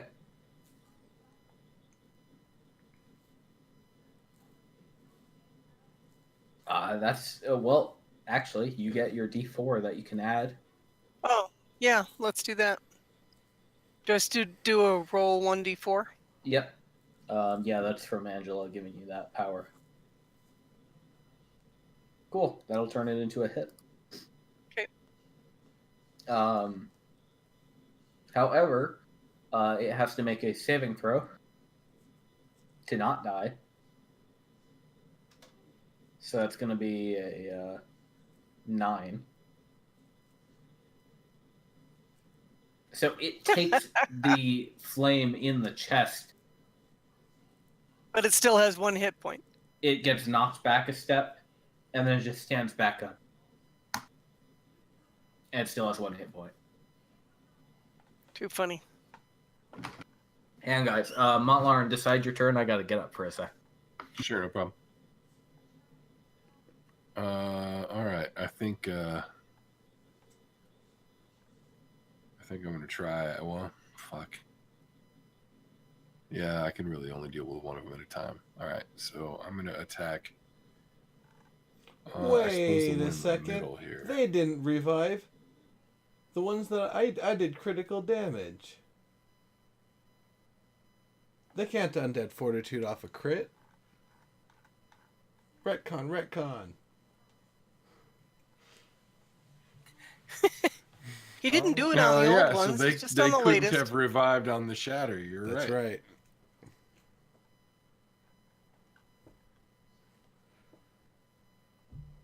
I didn't even notice. Yeah, I was reading. It's like that's oddly specific. A crit on radiant damage? No, it's a crit or radiant damage.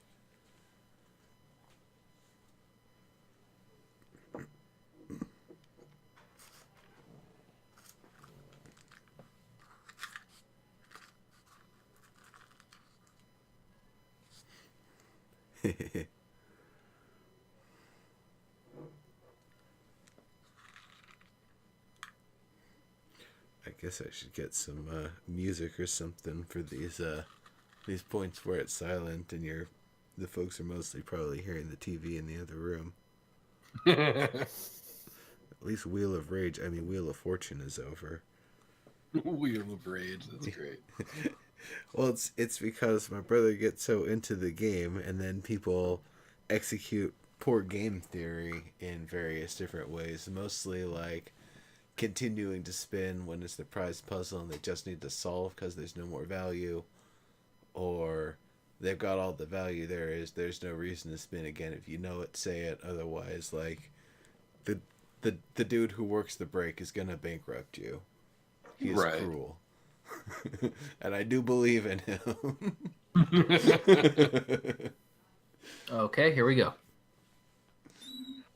All Would you like right, to do so your we're gonna calendar? need to roll this train back a sec because that was critical damage. They actually don't get to undead fortitude.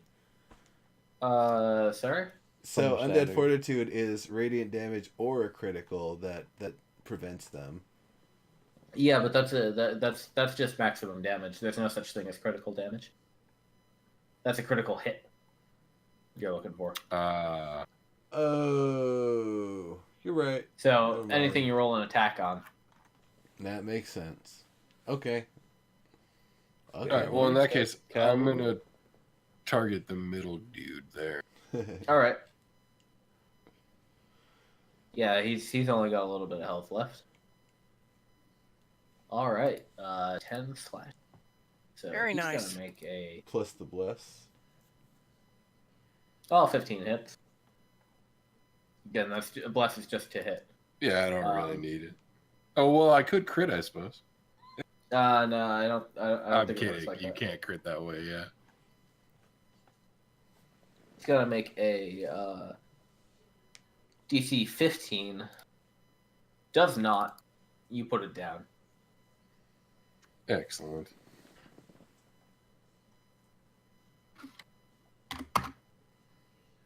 And I think that's it for me. All right, you've got a chain of dead zombies. Here comes another one. Mont'larin, how do you feel about taking this zombie? Okay, I guess. Apparently, yeah. okay. Actually, I feel pretty okay about it, yeah. All right. Nimbus. I'm going to circle up to here, or Sure. here I can do it this way. Draw my other dagger. Hit first the one to my direct left. And we'll see how that does.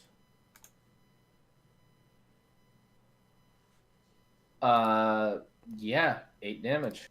Solid. Not enough to kill it. Nope. You get it. That's a good hit though. That thing's reeling back. Okay. Want to roll me some dice? Yeah, it's supposed to be just one. It's just gonna be a D4. No modifiers. Very nice. All right. This is gonna be a DC 9. So it makes it you put one Wow. dagger in it. You go at it with the second dagger. You feel like you put it down, and then you pull back, and it just comes back forward at you again. Well then. Zeihmar, you have some opportunities. You've got 2 zombies in front of you that are mostly alive. Mont'larin's dealing with a couple still as well. Well, I guess I'll go ahead and just make an attack on the one that Nimbus just attacked, Okay. since it's already down to 1 HP now. Yep. All right. Let me see if it works now. Yeah. All right. Good. Fixed it. All right, that's a good glaive hit. Let's see if it actually manages to cut the head, as it were.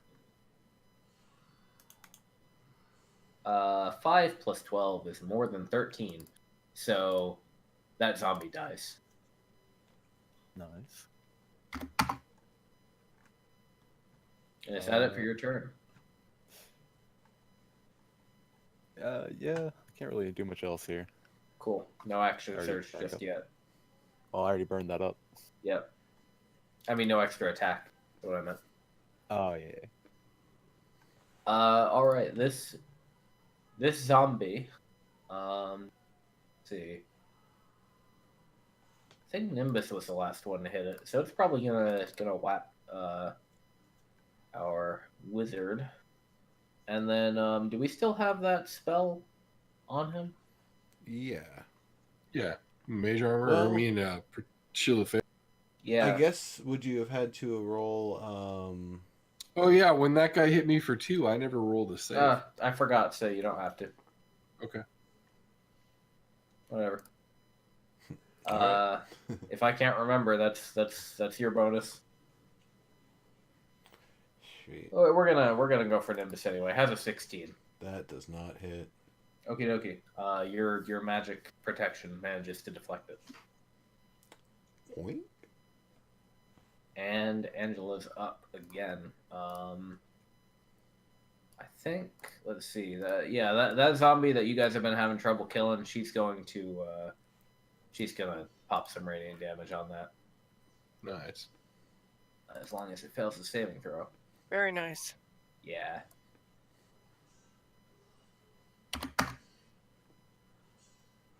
That one's good and dead.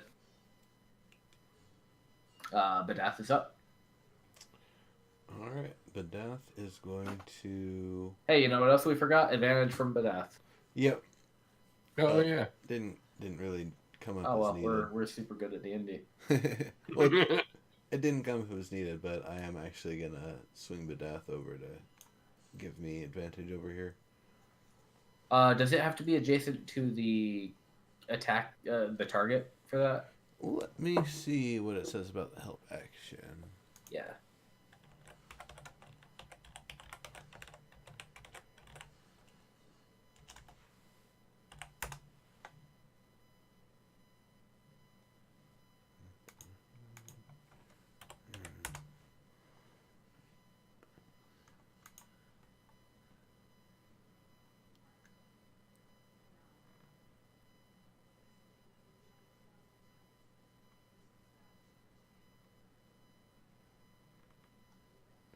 You can aid a friendly creature in attacking a creature within 5 feet of you. Oh, okay. Yeah. So Okay. then- So Badath, but the concept is Badath would serve as a distraction element. right. So Badath would have to be Probably just adjacent to this creature. flying over my head then. Okay. Yeah, that works. That's technically adjacent.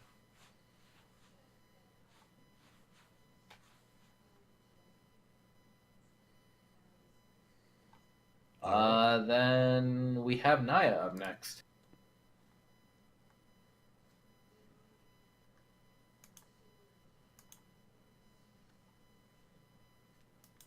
Okay, I'm just gonna keep piling onto that one at the bottom with 1 HP.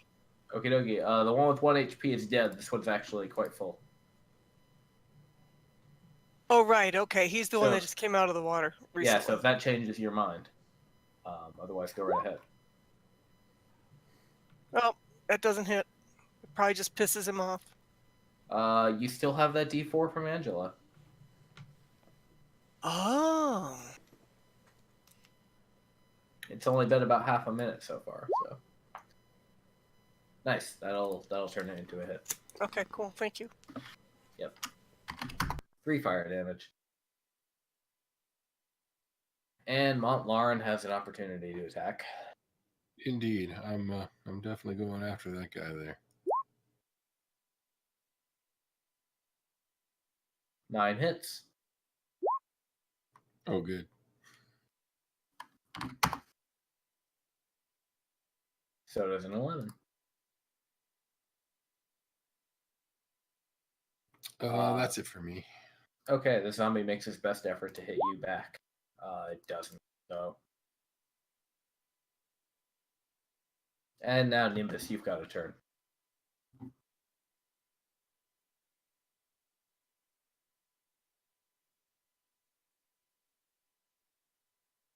Is there a wizard? Yes, device muted. The one that's in front of Zeihmar, how many hit points? Does that one that fell and got back up? That one is still relatively healthy. Okay. Then I will give it the advantaged one.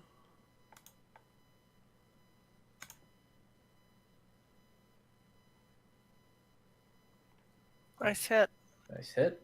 And regular 2. Oh, Damn, nice. well then. Wow. Oh, well, that will indeed do it. That's the good old brain stab. Dear Lord. This is What not a the roll. first time that Nimbus has busted out the double daggers, don't forget. The strongest spell of them all. Stabbing you. Well, short of getting acid splash, it's the only way I can hit 2 things in one turn for cheap. Very good. Very good kill. Zeihmar, you seem to be able to leave Nimbus to this bloody deed. Yeah, looks like it. What's left? Just that one on the bottom there? Yep. Alright. Well, You don't see any more zombies around the area. I'll move right there and whack at it.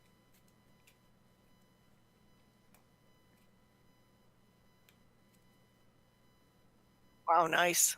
Okay, so that's exactly as much health as it has. So let's see if it makes a DC 18 Constitution saving throw. Nope. That'll clean it up. Nice. No. Zombies are dead. Now that they're all quiet, is there anything noticeable about their reanimation? Was there anything kind of fused to them, or does it look like they have some additional shifting that's occurred to them? Right. Nimbus, if you'd like to take the time to investigate these, and Angela will help you out. Yeah. Why don't you make a medicine check, and with Angela's help, you can have advantage. All right.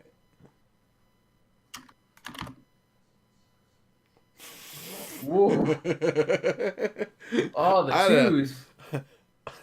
We can't figure this out. Anybody else want to give it a try? Yeah, I can. So Nimbus, you put forth your best effort, and you're like, let me see. I know medicine. I know goblins. Turns out you don't know much about medicine or goblins, really. Apparently not. Yes. Serb. Naia, if you hop in and help, you'll see that these goblins look very well. They're plenty decayed. Fortunately, the cold weather has kind of sealed in their rot a little bit, so they don't smell too bad.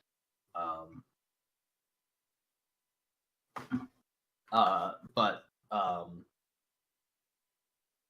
most of them must have been buried for months. You think, based on the level of decay.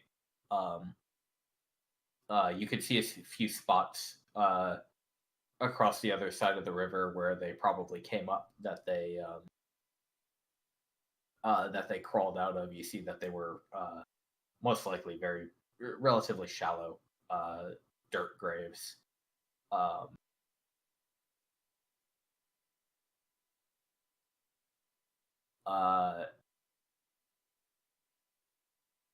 As far as shifting,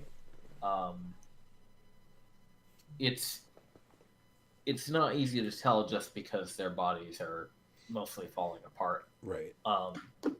But you don't notice any evidence of shifting on these corpses. Gotcha. They look like normal old goblin corpses.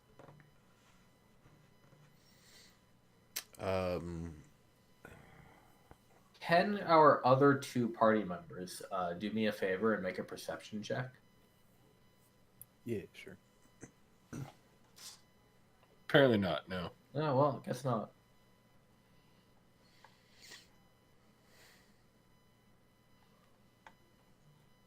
The fuck?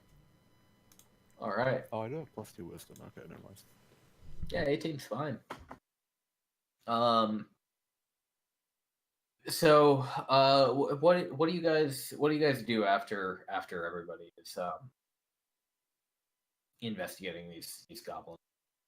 I kind of wanted to take a look around to see if I could figure out if, like, something had been placed here, or if maybe like a Right. spell had been cast or something. Like, there's got to be a I mean, reason. you said something about shallow graves. Are they in barrows?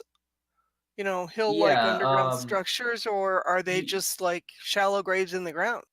The latter. The goblins responsible for these burials are not don't have a lot of ceremony around it. It seems like this is just a spot that they find convenient to dispose of their dead. Would you all like to cross the river? Yeah, I was about to say, I was probably just gonna jump across that bridge and start looking around the other side. Yeah, it's a little bit rickety, but I'll just make as long an as you ice take it one at a bridge. time, I'll just make you an find, ice bridge. It's fine. or that. Do you want me to roll to jump across, or No. You don't it's have just- to. You don't have to roll to make a 5-foot jump. It's easy. Oh, okay. I just wasn't sure. So, But also I can just like freeze as much water as I want for an hour, basically. yep. So, Handy. yeah. You should have froze the zombies in there. No, I can't. It doesn't work like that. Oh, Yeah, you can't. Provided there are no creatures in it, especially not any bacteria. Yeah. Nice clear water is all I can do right now. Things Pure, like ale and just boiled poisons and stuff like that, I'll learn how to do. I'm getting there. But freezing just, flesh at just the snap of my fingers, not there yet. Long ways to go. I've got the fundamentals down.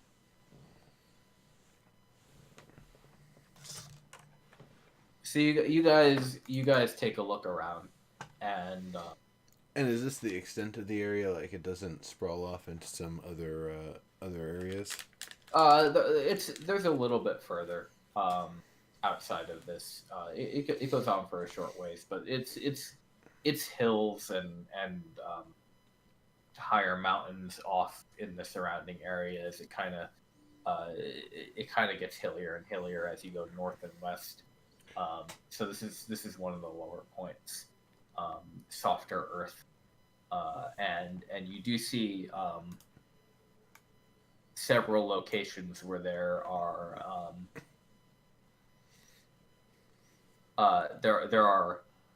there are mounds of dirt that seem left over from these creatures extricating themselves. So the graves are disturbed? The graves are disturbed. You don't see any like tools or anything. Really, it kind of looks like they just kind of like pulled themselves up out of the dirt. You do find a couple of graves that do not seem disturbed. That was going to be my question. Like the how many is that? 8. So there were 8 zombies. You see like 10 disturbed graves. You assume that one of the other zombies must have gotten away at some point, or maybe the goblins had been able to kill one already. Right. And then and so they're kind of like lining north to south up here. And then as you get lower and go a little more west, you'll find a couple more that are actually still intact, probably only a few months old. Can we tell if it is older or newer graves that are disturbed?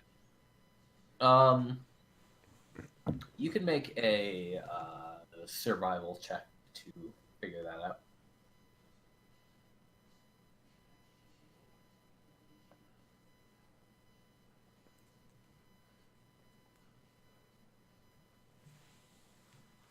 Pretty good. As far as you can tell, there's not really a particular order, but it does seem like the goblins had kind of buried their dead in a sort of order. So, like, generally speaking, the ones closer to the northeastern bank over here are newer, and the ones southwest are a little bit older. And it's the ones near the bank that are mostly disturbed. So the newer ones. Yeah. That suggests less decay, more usefulness for creating shamblers. Yeah. I mean, if somebody's actually raising the dead, right? So somebody's set some spell in motion or done something or left something that creates it. Zeihmar. Yo. At this time, you're just kind of looking around the hillside, and you see to the north at a hilltop about 2 miles away. You see the sun glint off of something.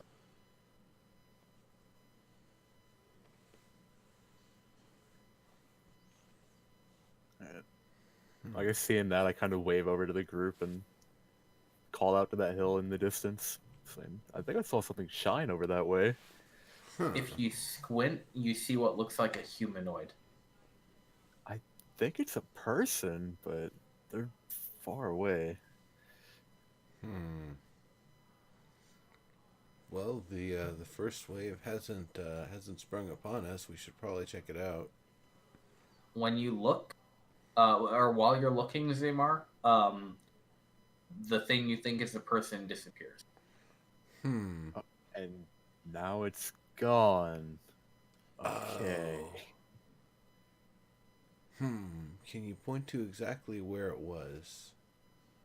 You said it was a hill to the north, right? Basically, yep. Yeah, so. Through. I'm assuming my guy has object permanence. And you can still see the hill. Through Yeah, you can still see the hill indeed. Badath's eyes, can I see anything out in the distance? After Zeihmar tells you he saw something and then they're gone, Yeah. you don't see anything beyond the hill. Okay. Do it look like they went into something or over the hill? Zeihmar, when you were looking, it kind of looked like they if they were at the top of the hill, they probably would have dropped behind it or just gone out of your field of view. Yeah, it looks like they might have gone back down behind the hill. Well, we know which hill it is. We know where to look. If everybody is... Yeah, I think we ought to kind of hustle over there. If there was something shiny and it was being wielded by a humanoid, that suggests someone is raising each one of these. We need to find what that is. They're interested, yeah. Before we move on, we should probably leave a note, if you can, Angela, in Goblin, post it to one of the trees to let them know what's happened here. In case they don't... She says, do you all think that you'll be able to handle whatever that thing you just saw is? If you're going to go after it, I was thinking I might simply go inform the goblins that they're able to return to this spot, and I might help them clean up this mess over here. I think somebody has to do it. I don't know that we have enough information to be able to make that determination. Yeah, we're pretty capable, though. I feel like we'd be all right. If it seems like it's too much of a threat, we can always try to escape. But I think that's probably all right. And here she says before you go, she will for Zeihmar and Mont'larin in that order, give them a little boost. Nice. Thank you. Thank you. Save me from doing it.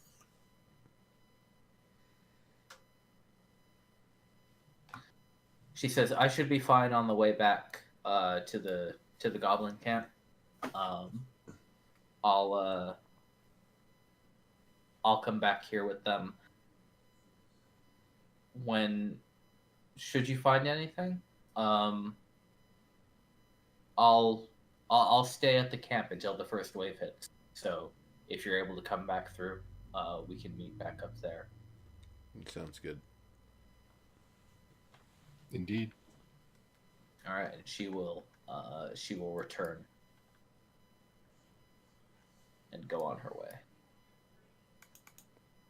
What time of day is it? It is now about noon. All right. Well, let's press on if everybody's ready. Absolutely. Okay.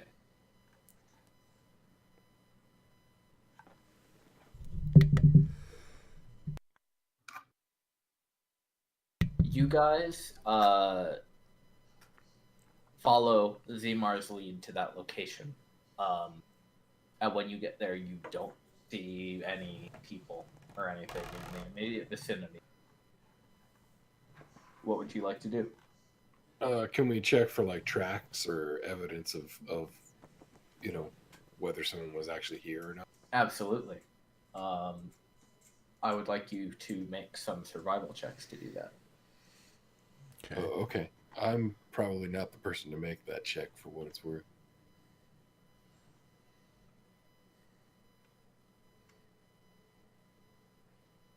All right, Zeihmar and Naia working together. You find evidence of human-sized boots in the dirt on this hillside. You follow some footsteps for a ways. Naia, you find a couple locations where these scuff marks are visible, and Zeihmar, you eventually discover where it looks like they have moved north.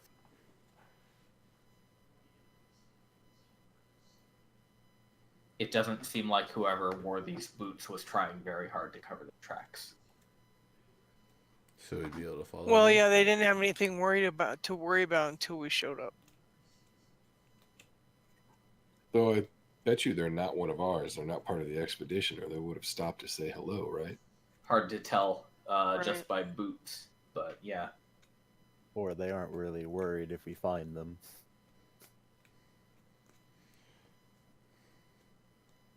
Going much further north would be further than we've usually ventured, and generally the Goblin territory is off limit, so I would imagine they're not actually from the expedition. Oh. I'm curious who they are. Same. Well, if the tracks are easy enough to follow, let's press on. Yeah. I'm willing to Indeed. keep going north.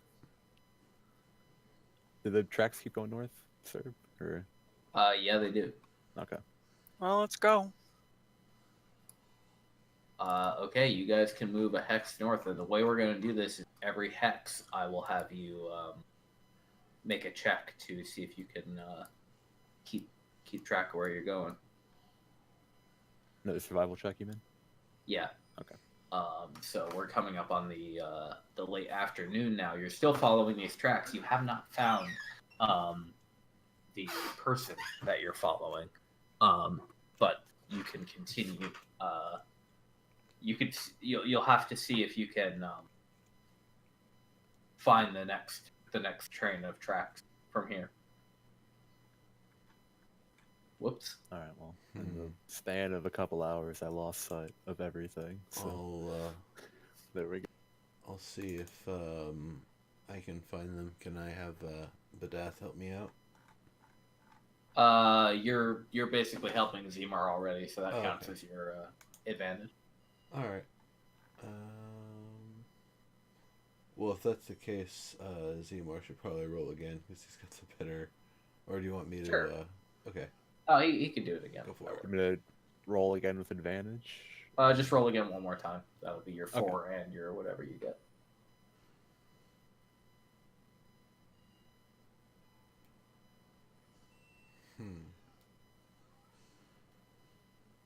All right.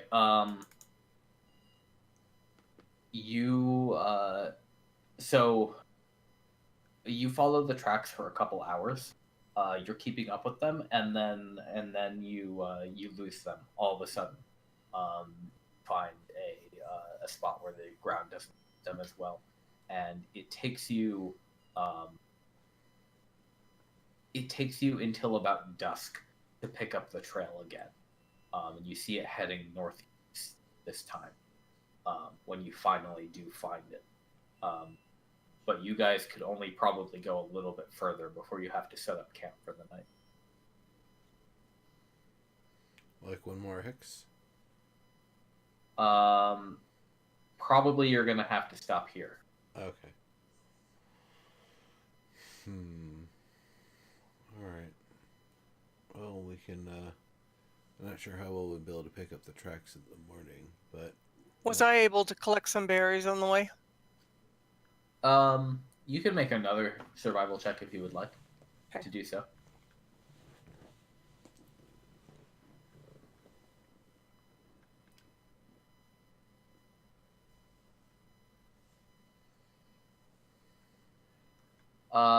Not today. You weren't able to find any successful berries. Okay.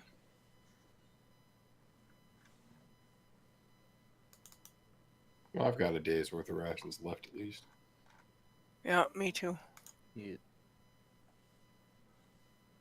All right, so you guys camp out. Standard watch order, I assume. Yep. You spend the night quietly. Nothing eventful happens. Morning rolls around.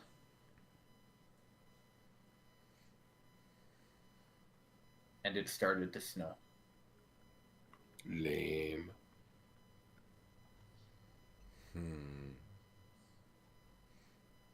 That's gonna make tracking a little bit more difficult. It will. We might still be able to find where they actually went, though. Yeah, Right, like we know they you have headed a northeast. you do have a rough heading right now to go northeast, and then after that you'll have to see if you could pick up the remaining trail. Well, I'm willing to go one more hex northeast, but with the snow now, I don't know how good our chances are of keeping up the trail. Yeah, maybe we'll find something in the next bit of our search. All right, shall we go?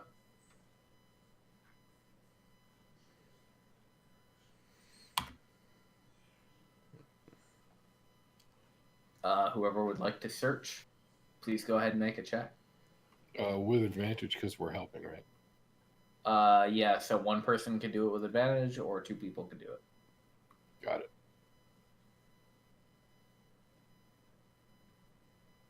So, are we doing 2 people or?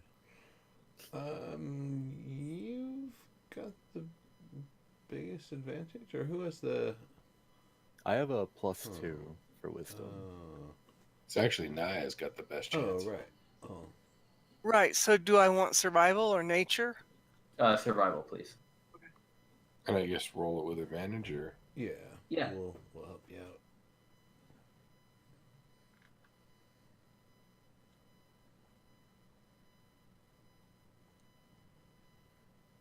Not my best roll. All right. Unfortunately, the downpour of snow has made it very difficult to keep track of this trail. You guys are kind of heading north rather aimlessly, and you're plodding slowly along, trying to make any progress and trying to figure out where you're going. You're not finding much.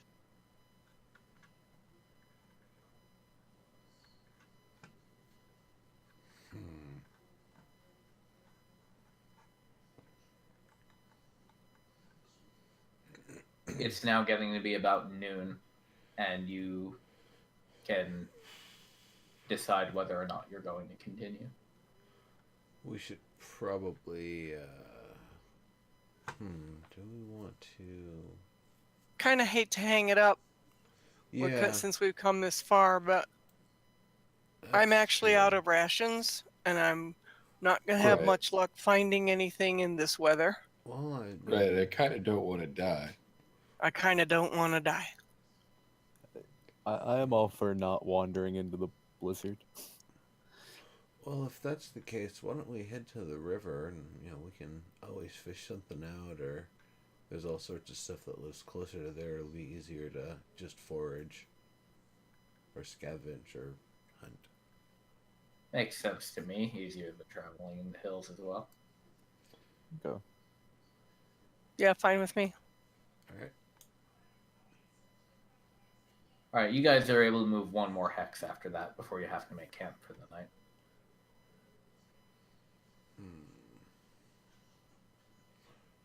Were we able to? Yes. Let's see if we found food in this hex first. Sure. Probably be where the decision goes from there. Survival. Yeah, how do you want to do it? Yeah, that'll be survival for food. Sure.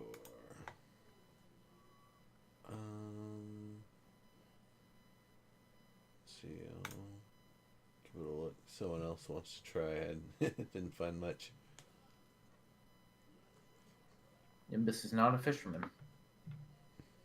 Well, At least not when he has no fishing. Yeah, I don't tools. have the tools. So, question, sir. Mhm. If I wild shape into a bear, Yeah. bears are usually awesome fishermen. Okay. Can I catch a fish in a wild shape? I mean, and extrapolate on that into any of those forms. Can I do that? It's not combat oriented, so I just don't even know Wild if that's shape possible. does not need to be combat. Now you don't actually have a bear form. I thought I did. My polar bear. Oh wait, didn't you have an Arctic wolf?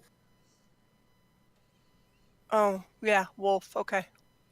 Hang on, because I want to double check, because a bear is pretty reasonable, but I think it might be because bears are generally high CR, so you might not be able to. Oh, I probably don't until level 4 or something. What's the highest challenge rating you can get to?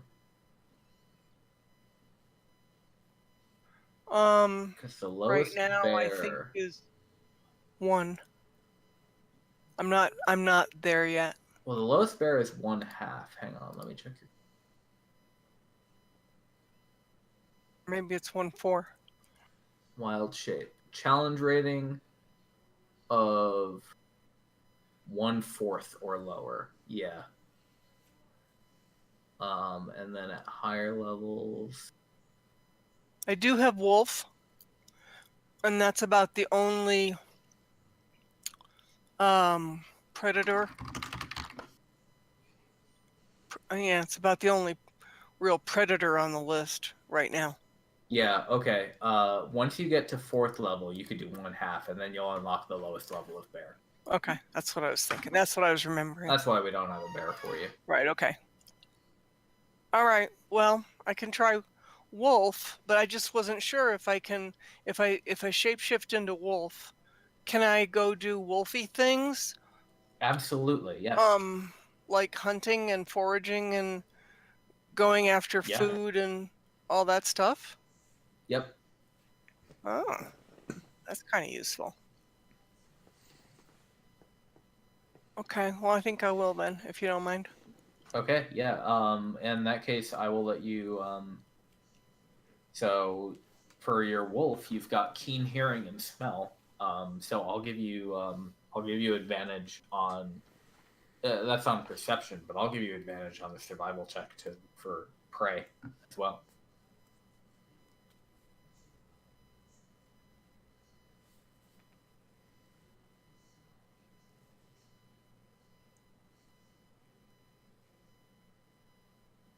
Really haven't done anything with this stuff in a while.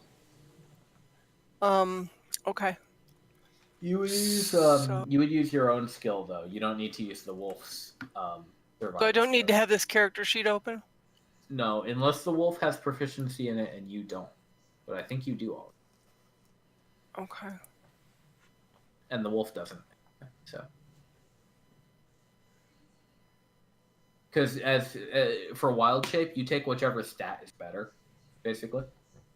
All right. So we're hanging out by the river, and it's dusk, right? That's our setting. It's getting late afternoon, yeah. All right. So Naia shapeshifts. Let me do that.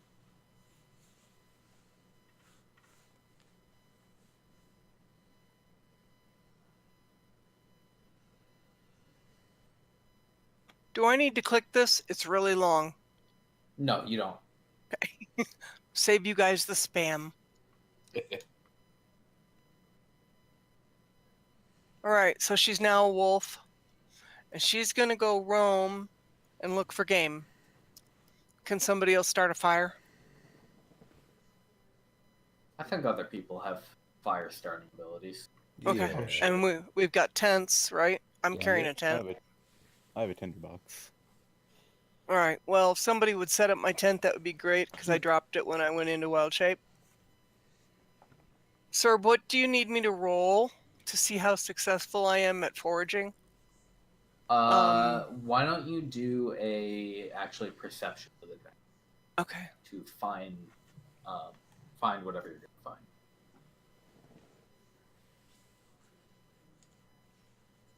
It doesn't take long for you to track down a family of rabbits. Yay. Can I manage to bring them all back to our camp without mauling them to pieces? Yes. Yay, me! Okay. After about an hour, guys, you spot a wolf with a mouthful of rabbits approaching your camp. Don't kill me, you guys. And then she turns back into a dragonborn and spits out the rabbit. A mouthful of dragon or rabbit fur. Okay, we have dinner. All right. Let's get the fire started. Oh, fire's already going. Instantaneous. All right, you guys have food for the day. Sweet. That was kind of fun. I'm going to do that to get my level 2 slot back. All right, yeah. If anybody wants to take a short rest, now is the time to do so. Any abilities you get back on a short rest, you can use those.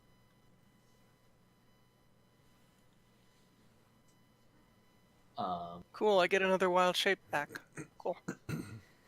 You get those on short rests, really? Yeah, I have 2 uses of wild shape, and they get them back on a short or long. Oh, that's fantastic. Yeah, they're meant to be used constantly.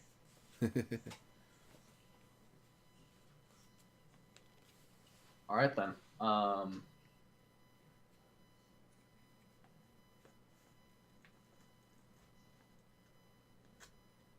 It is storming pretty hard, so anybody who keeps watch tonight, unless you're resistant to cold weather, I'm going to need you to make a Constitution save.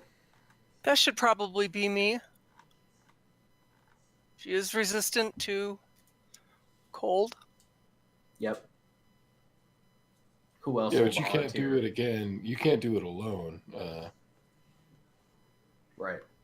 I'm not resistant to cold, but I am willing to stand watch. So is it a saving throw, sir? Well, Naia, you're fine. You're acclimated to cold weather. Okay. So this doesn't bother you. Mont'larin, if you're keeping watch, I think we need 2 people besides Mont'larin. I can go as well. All right, so I'll have both of you make a con save. Oh dear. Ooh, Mont'larin, this weather's no good. You are it doesn't do you any favors. You spend the night shivering, and even after you get up, put your watch and get into your bedroll, you find yourself very poorly rested. You are suffering a level of exhaustion. Damn. What's one level of exhaustion do? Disadvantage on skill checks, I believe. Yep. A second level would just ruin me. I'm already slow as hell. Fortunately, as morning breaks, the storm clears, and you are no longer being snowed upon. Nice. Yay! Oh, wait. No, you're saying it's just a snowstorm? Yes. Oh, no. I would have just made an igloo. Oh, okay. Instead of using your tent. Yeah, I would have just made like a large igloo for everyone. Something nice and, thick and insulated. Little chimney and everything.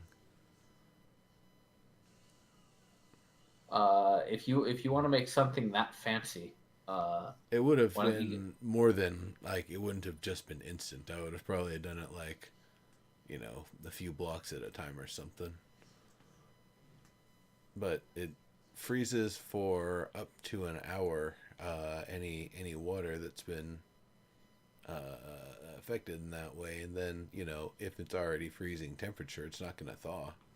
Yeah. So it's hypothetically I can 3D print anything I want with it. pretty reasonable. Yeah, that you could use it to sculpt snow. Yep. So it wouldn't be instant, but by the time an hour or so have passed, I'd probably have something pretty stable. Why don't you let's see, what would that be? Why don't you just roll me an intelligence check to see how good your igloo is? All right. It's pretty okay. Nice. It's not going to save Mont'larin's life. He got chilled pretty hard to the bone just sitting outside for 4 hours. Watch, yeah. But But Everybody else is comforted by this this igloo. Do you leave it there when you leave, or do you dismantle it? Probably good to clear our tracks. We're not coming back here, are we? I don't think so. Yeah. No, is the plan still to head back now since we lost the trail? I think so. I mean, there's... Aside from heading straight back, I kind of was hoping while we're in the area we could dive back over and make sure that spider den is cleared out. Actually kind of wanted to descend into the mother's nest to see if there was anything left behind.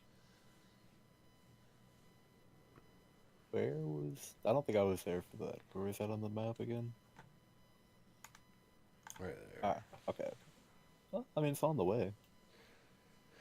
Do we need to swing by the village still? I would... Yeah, we got to pick Angela back up, right? Yeah, I would want to get Angela first. And maybe see if the goblins have some rations we'd be able to get from them. But I kind of want to ask them about the lone humanoids they've been seeing, if they know where they're coming from. Right, that's a good point. The other thing is, I think it might make sense to wander back up the hill since it's a clear day.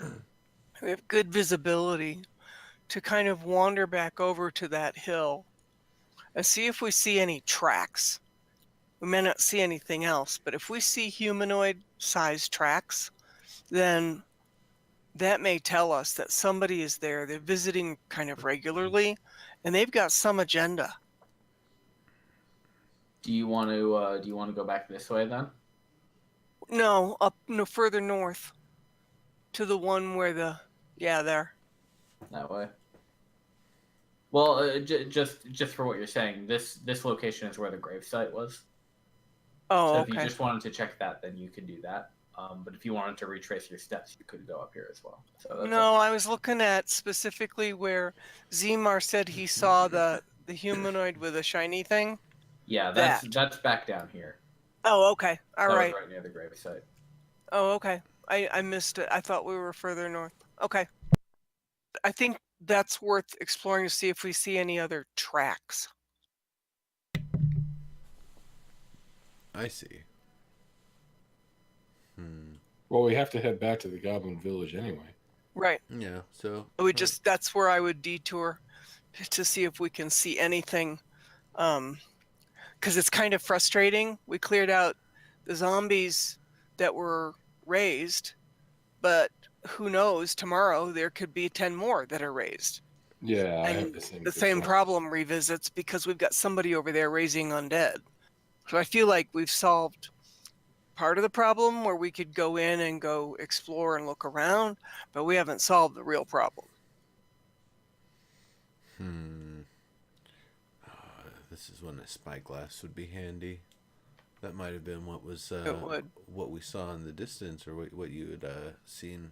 You said it was a light glinting off of something.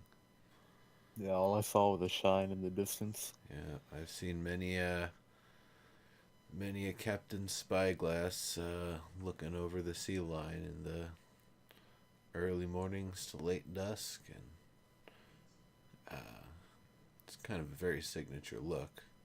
I didn't see it myself, but had I would have been able to tell you whether that was a spyglass or not.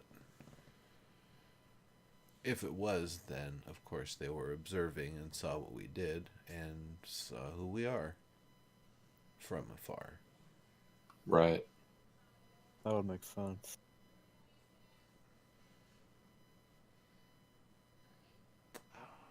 Going up that way, Morio's fort, if you followed the river. Otherwise, if you don't cross the river, we don't really know much about that area, honestly. Might be something worth sending our scouts to investigate if the Brigadier would feel interested.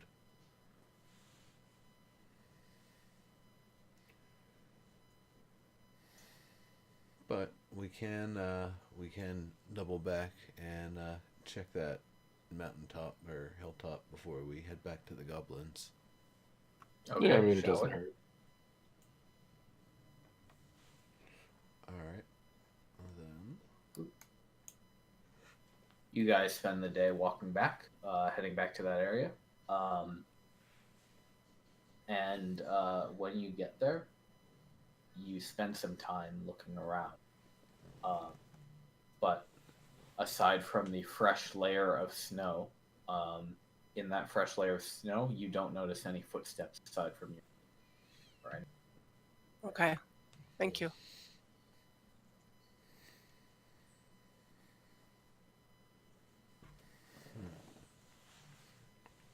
Would you like to head back to the goblin? Yeah. That's Yeah. probably a good idea. Okay, you're back. You meet up with Angela again here. Actually, you meet her on the way. She's got a gaggle of goblins with her, heading up to the grave site, or actually heading back from the grave site. They have just finished cleaning up Okay. their dead. You catch her on the way, and she says, "You're back. Did you find that person that you were following?" No, we found their tracks went north and then went off to the northeast, which kind of follows what I would imagine where the river goes. Oh, So, but you lost them. yeah, unfortunately, the weather didn't quite permit for us to be able to continue tracking them. We might be able to get scouts to kind of be assigned to expand that area for us and see if they can find any points of interest. But That's a good idea. that'll be for the big brigadier to make the decision on. We We can ask the goblins to keep an eye out as well Oh, too. If they yeah. see anything, they can let us know. Well, that would be great, and the more details and the better they can track the actual location for us, the more helpful that would be. Hopefully, we can actually, if they can find exactly where the place is, that would be great. That'd make our job a lot easier.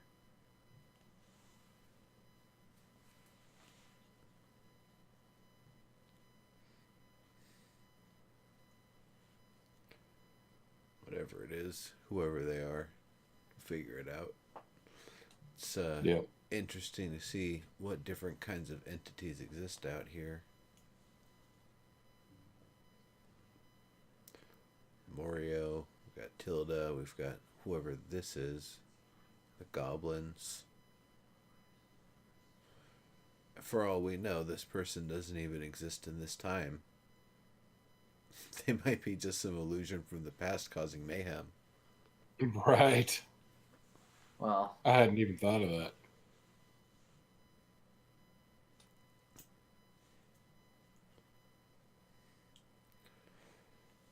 I guess spending my time over here just on the outskirts, I haven't seen too much of the weird stuff everybody else has been seeing.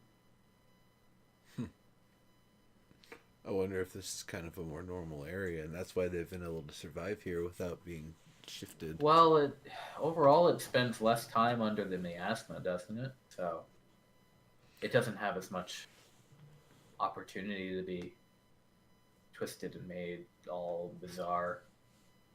Right. True, but it only takes a moment. Yeah. Well, we're ready to head back. We there was a peculiar point of interest I wanted to check back where we first got the route that we needed for the healing potions. We had cleared Did out we some. ask? Was Did that? we ask the camp for extra rations already Oh yeah, that's.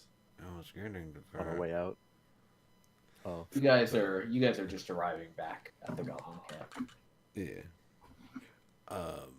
To check out and make sure that it hasn't been infested by either large spiders again, or death bugs, or something else. All right. Well, she says, well, if that's on the way back to Fort Maricus, I'll go with you. It certainly is. Let me let me ask the chief if she'll help us seek out that person, and then we can go when you're ready. That would be fantastic. By the way, I don't know what they how well supplied they are as hunter gatherers or whatever they do, but if they've got some extra food available, we would definitely be appreciative, because we've run out. As you know, we only get a few from the fort, and then it's just on our own. Oh, they're quite generous with their hospitality, actually, when they actually consider you a friend. Hold on one second, and she goes and talks to the chief again for a minute, and they have an animated conversation. The body, as far as body language is concerned, the chief looks happy and thrilled, in fact, with the report that Angela is giving her, and then eventually she looks over to you and makes some gestures in your direction, and there's some talking back and forth, and Angela eventually beckons you over and says, well, they'll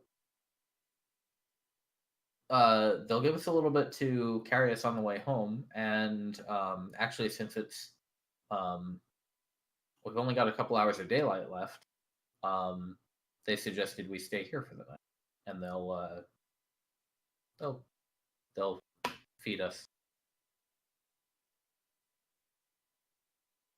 Well, it saves us having to make camp. Yeah, that'd be great. Indeed. Fine with Okay. me.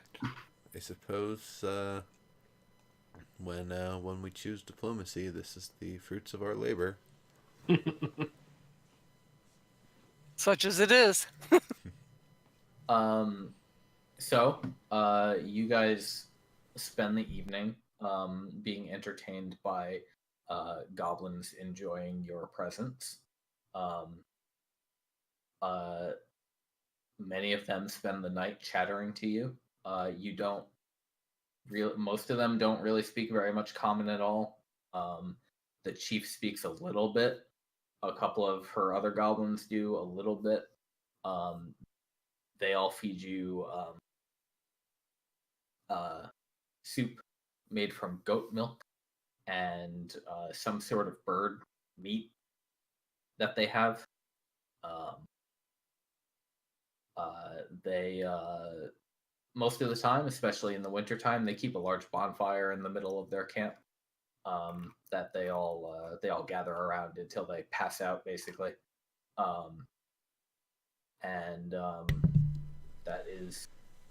That's basically how your night goes. Through all of this, when I've had either downtime or like kind of nodding on while somebody's talking to me, just kind of casually casting comprehend languages, so I can, as the ritual, so I can just kind of hear what's going on. Oh yeah. So you're able to catch the conversations that they're having, and Angela and the chief are talking together about the stuff that's been going on, the undead problem, how they're helping out. They're kind of cooperating and planning and figuring out like who's going to do what, how the commission is going to help them, what they're going to offer you. You do hear mention of a bigger boss chieftain located somewhere, and this person is referenced as the one that this chief has to go through to get to approve. For example, like sending a squad of goblins to go join the commission, perhaps. I see. Cool. So these things are pending, in progress. You can tell they've been talking about this sort of stuff for a little while.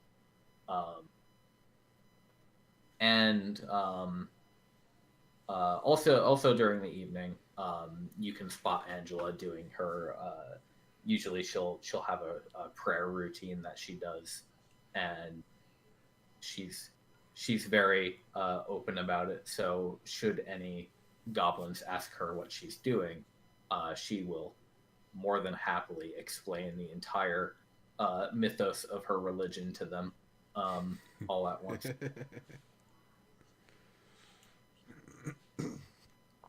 I could see that.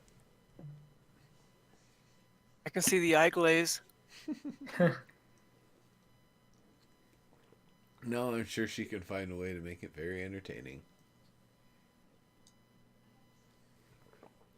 No, it's dry as hell. It is dry as hell. Oh.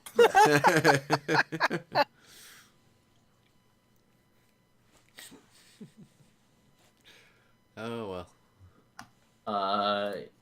You guys have a relatively comfortable, better than uncultivated land, and you're able to set off in the morning. All right. So, how would you like to do this So day? we know of this spot on the map where we can cross a little further south. However, I'd rather not wait to go all the way that far south to cross over. If the goblins know of a good crossing somewhere around here, we'd love to have their scouts kind of lead us there so we can cross more easily.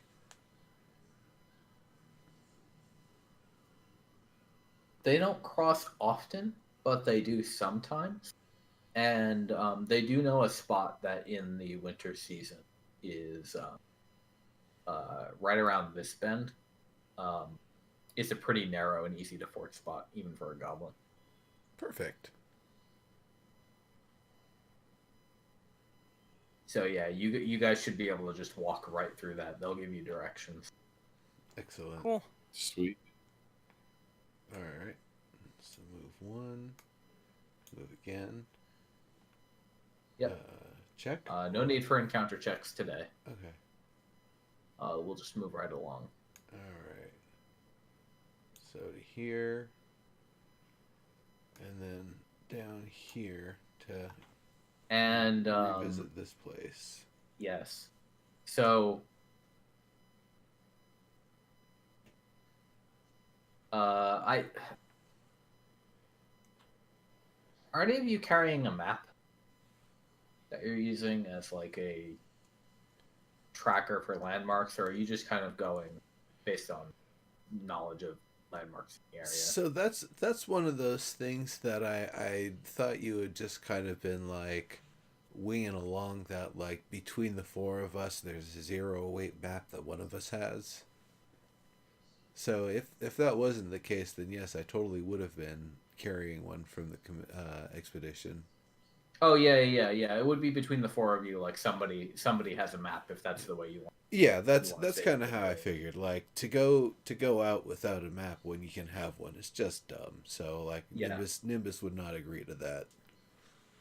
No, Probably seems Albus Faber's sensible. been supplying you guys with one, basically Right. forcing you like, here, take one. I made it for you. I'd probably want to have a copy of the official one too, just in case.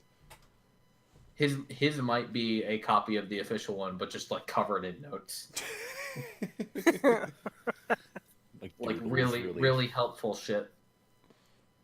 Oh, yeah. Really helpful shit, and air quotes really helpful shit. Right. Okay. So, yeah, you guys go to the location of this forest that you visited, and well, you notice something when you approach. you notice something weird, which is that there's no forest. What? It's been completely obliterated. That's pretty weird. You double check your map. You compare where you've been with the you're trying to figure out if you took a wrong turn but you didn't. You're trying to figure out if you didn't go as far as you think you did, but you're pretty sure you got everything right. Like it's only been half a day since you crossed the river. It shouldn't be possible to get lost out in the open like that. There's no forest here. The ground is barren. Wow. Including off to the northeast. If you spend some time kind of like around here, like going northeast a bit and peeling down and then going south again, you'll find a few lone trees still standing in this area. And the area where the spider hole was at, that's completely disappeared as well, or filled in or whatever. Well, wherever it is, you don't really have any landmarks to find it again. Right, that makes sense. So So- then Well, it was a maze it was yeah. made of tree roots. yeah. If the trees are gone, then You've basically kinda got this like 6-mile square expanse of area wow. that's just So the barren. bushes are gone that house the roots that people need. As far as you can tell, there's no greenery whatsoever. Wow. Hmm. I wonder where Tilda is going for the roots. Huh, hopefully she got enough to make her own. Right. That was for making healing potions, if I recall correctly. Yep. Well, I mean, we're cultivating our own back at the fort, so not terribly worried. There was an odd tree that we had seen that was shifted just a little northeast of here. If you folks would Right. like, we can try to locate it and see if that's still around or if that's changed in some way. You'll be able to go there in the morning if you like. Okay. So, how many rations did they leave us with? You've got 2 days from the goblins. Cool. So, eat one and we'll have one left. Yep. Yep. All right. Who's on watch tonight? I'll start the watch. Okay, and then what's the rest of the other 2? Or, as always, I'm assuming Mont'larin is on watch. Right, I'm up anyway, so. I can pitch. I'll take a watch for sure. Okay. Mont'larin, can you make a perception check during your watch? Yeah, I gotta do that at disadvantage though, right? Because I'm Yeah. exhausted.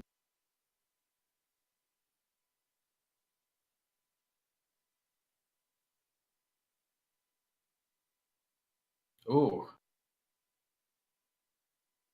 All right.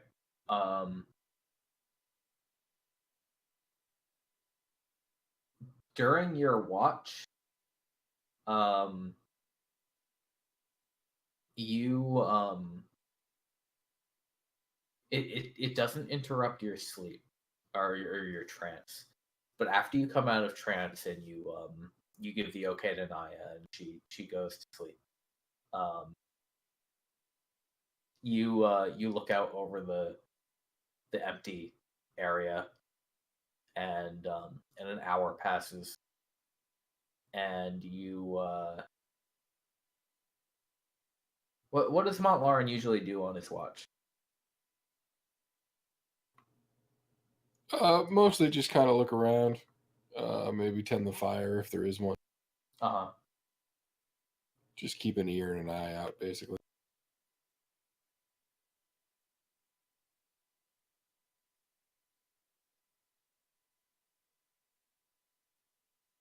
you you feel like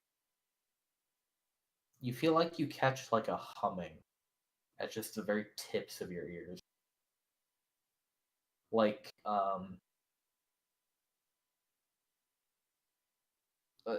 like being near being 15 feet under a loud transformer on a telephone pole. Gotcha. And you for most of the night you don't notice it, and then and then at some point, well, I guess the way I would describe it is after you guys leave this place is when you realize, hey, wait, I don't hear that anymore. That was a real sound that I was hearing. That wasn't just Right. It wasn't just in my head. or if it was. It's gone now. That kind of a hum would be enough to drive all wildlife away from that place.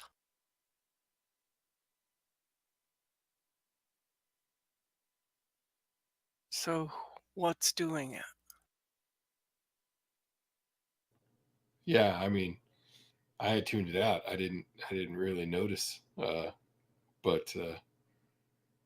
yeah, I can't imagine that you'd be able to stay there long without catching up.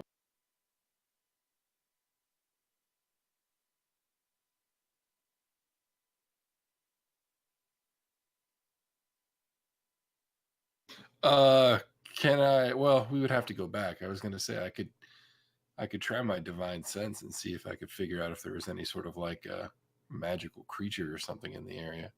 Would you want to? Yeah. All right. So yeah, it is the next day.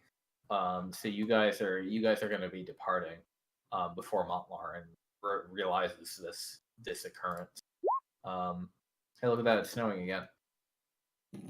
Damn it. How do you guys feel about going to visit that tree that you wanted to see? In the snow? If we can find Not on my it, A list. if we can find it, because it's nearby, then we should probably really move on back home. Because that tree had some weird juju to it. If it's different in some way, or if it's All right, I've got a yes vote and a no vote. Where was it supposed to be? Should be northeast of us. yeah, it's just 1 unit northeast. If it's only 1 hex northeast, I'm willing to go check it out. If it isn't also vanished in the thin air. Yeah, I'd be curious to know. All right, you spend your morning trekking up that way. You find that most of the woods up here have been obliterated as well. There's still some forest every here and there, the occasional tree, but you do not find the that landmark that you're looking for. Do you think the shift did this? What would it be? Could it have been the Wow. shift, or could all of this stuff have been destroyed by Morio's methods and already just been blighted and covered over? Yeah. That seems that's pretty possible. reasonable that they have just absolutely cleared it for food. That's a lot of method. Wow. We really need to take care of that place, don't we? Certainly feels that way to me. We don't have the resources for another Veritas, do we? Not yet. Oh, and now Mont'larin is the point where you realize, hey, I'm not hearing that humming noise anymore. Right, yeah, that's the point where I would have pointed it out to everybody else. Hey, did that sound go away? No, nobody else had really noticed it at the same time. It was kind of lost on everyone except for you. Gotcha. At which point I would have explained. I thought, I really didn't. I wasn't even sure I was really hearing it, but now that it's gone, it's obvious that there was a a buzz or a hum or something in the air, and it's gone. Interesting. Huh. Wonder if it's something that only you would have been able to hear.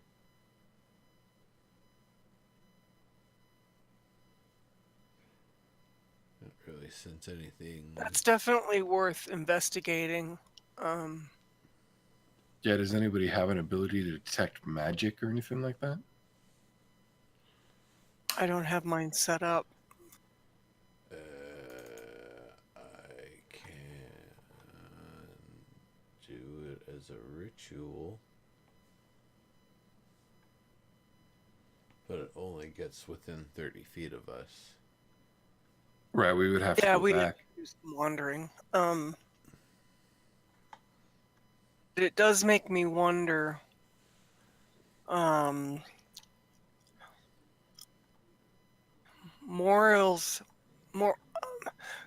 His house, his mansion, is about a day and a little bit's journey, right, from the shifted tree and what was the forest. Yep, almost 2 days worth of movement. Yeah. That's not very far. Yeah, I mean, it is reasonable to assume that Mephits could be responsible for. But if there was magic or something in the air there, that might indicate it wasn't them, which is the only reason I was kind of curious about maybe going back and check. Right.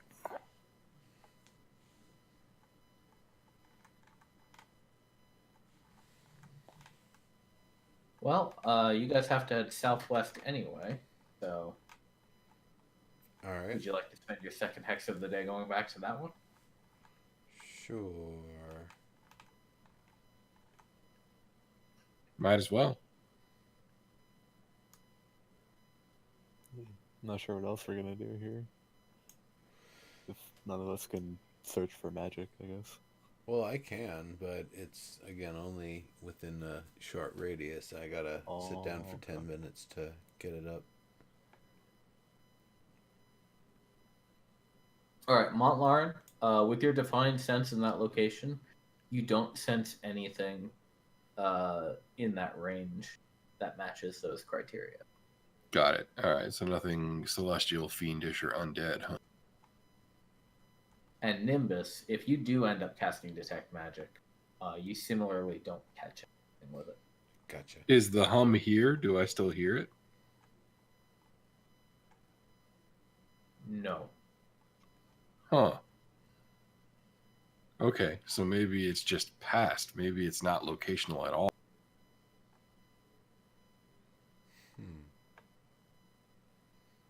Weird. I'll have to ask Decus about that when we get back. Maybe he'll understand what that means. Are you sure you weren't just tired? It's possible. He looks pretty tired. I could use some downtime. Yeah. We should probably get to that pretty soon then.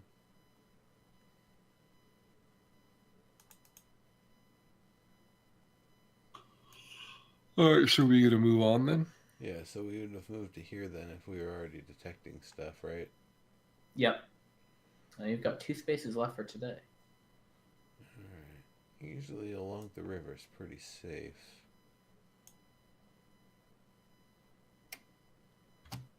Do you want a roll? No, I don't. Okay. Yeah, you guys are able to make camp one more time.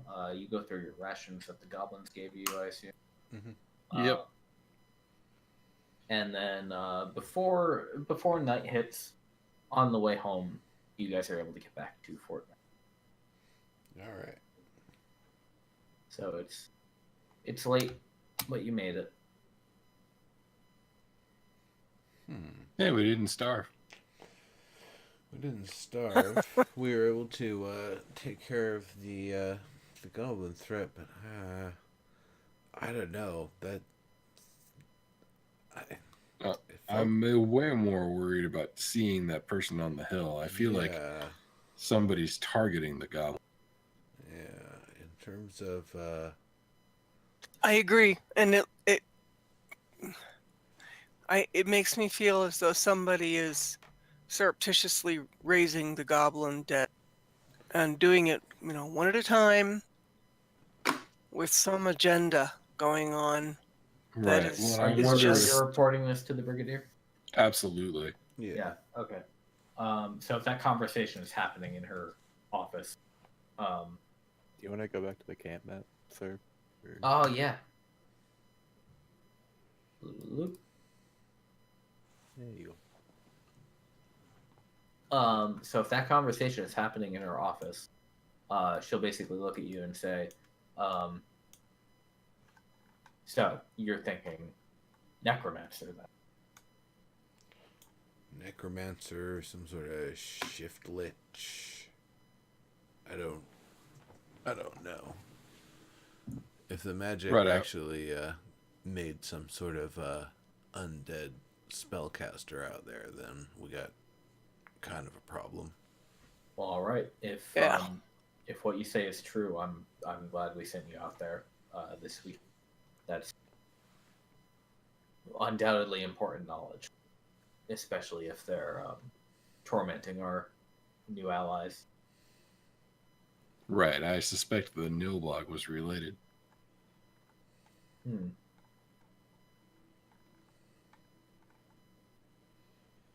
how I'm probably not saying this right. How directly related by either school of magic or methodology or something would raising the undead be compared to the Nilbog?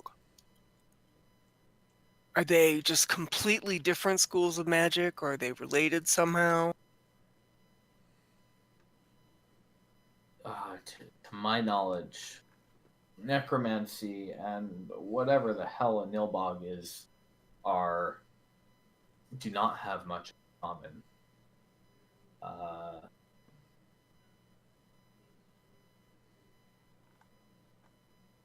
What? Nilbogs are more aberrant. They're they're of the same ilk as Vanther Zexiath, and similar such creatures. Something unnatural from the world. Is it possible that I wouldn't. I mean, would it's not maybe the personally first attempt to do something resulted in that, and then further experimentation has managed to raise the undead? I feel it would be remiss to assume the capabilities of a spellcaster.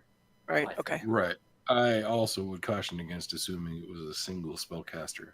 The goblin Agreed. hunters that Angela spoke to said that they have seen several people traveling through their territory. Did they? They did. They did say that they traveled alone, that they saw them individually one by one, but that they had seen more than one instance of this happening. I'm wondering if there isn't a group or some other sort of collective north of the goblins that may be trying to prevent them from spreading north. Did they say when? They didn't give a time frame, but we were mostly talking about their recent troubles, so, within the last few months. I'll have to check my notes. The last few months,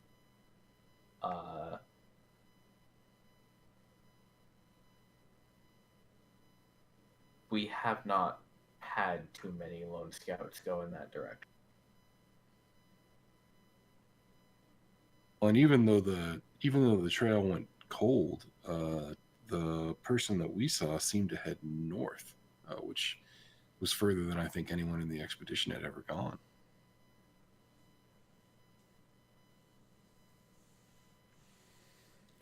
Yeah, that's the thing that I worry about, is that I don't really think Unless you can find some record in one of the reports. I don't think anybody's gone that far north. Otherwise, they would have brought back notes that we would have filled in the map with at the very least rudimentary details. No, you're correct on that. That's well, that's something more for us to be concerned about, I suppose. The list always grows. Well, there's also the fact that the forest just north of the camp of the fort here is missing now. Yeah, we're gonna have to amend the maps. Yeah. Missing. Gone. Yeah.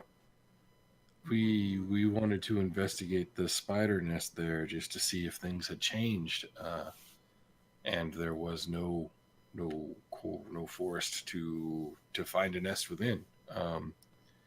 There was that sort of odd hum that I could hear. So maybe, I don't know, maybe it was hidden by an illusion or something, but it certainly seemed as if all the trees had been gone, had been stripped bare.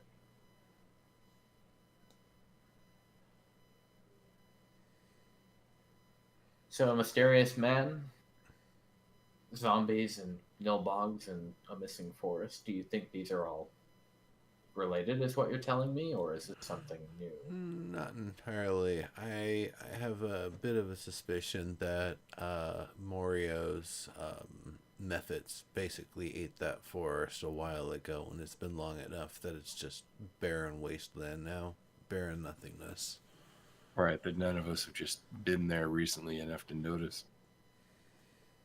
I see.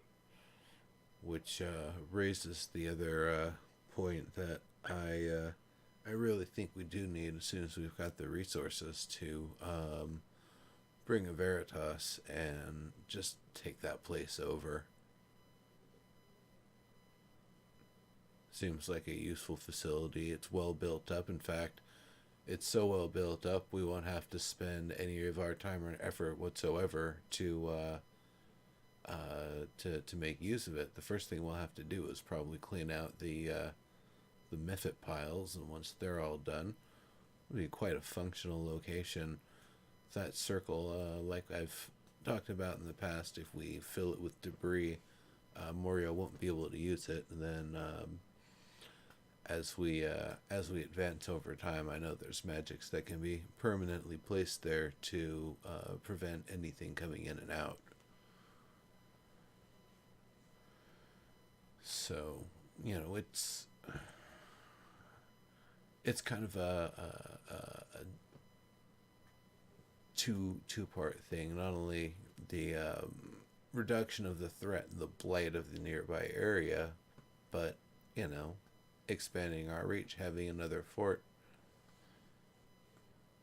Right, we need a Right. launching off point in the north. That would be a very handy location for going north. It also would be a good location to be close to the bloom. Okay.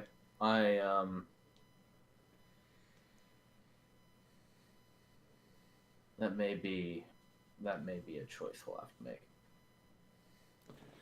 It's one where it has to kind of be done all at once. The raid to destroy all of the remaining mephits in the Flame Skull and potentially take Yes. down Morio, and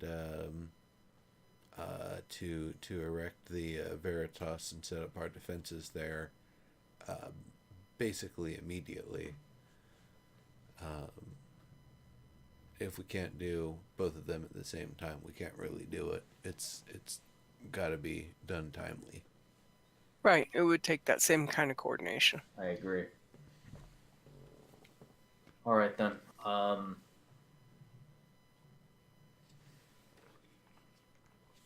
Tell you what, if you think you have a good plan, feel free to run it by me. I'll see what we can figure out for this, and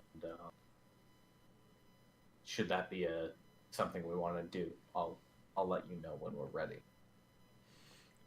Certainly. I understand the resources to build another one, and a full one, not one that's supplied by natural materials, will be. Yes, that. Well,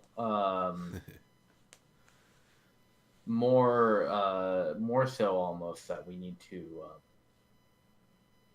We would need to prepare our full forces to. I am not going to send a handful of my men to their deaths at Morio's doorstep, just because we think it's something we need to get done quickly. If we're going to organize this, we'll have to send enough to overwhelmingly succeed, obviously. Certainly. So that will take some thought, but I will. Sounds good. And I think continuing to have scouts checking out the area will be a good way for us to continue planning. Agreed.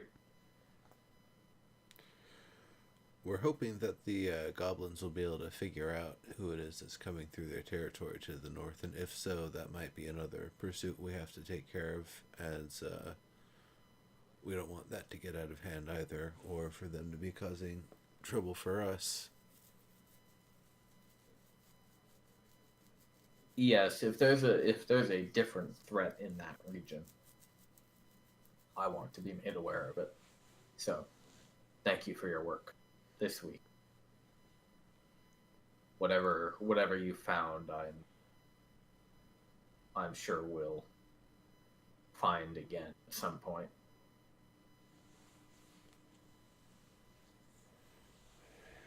Yeah, and it's I don't know. I wonder if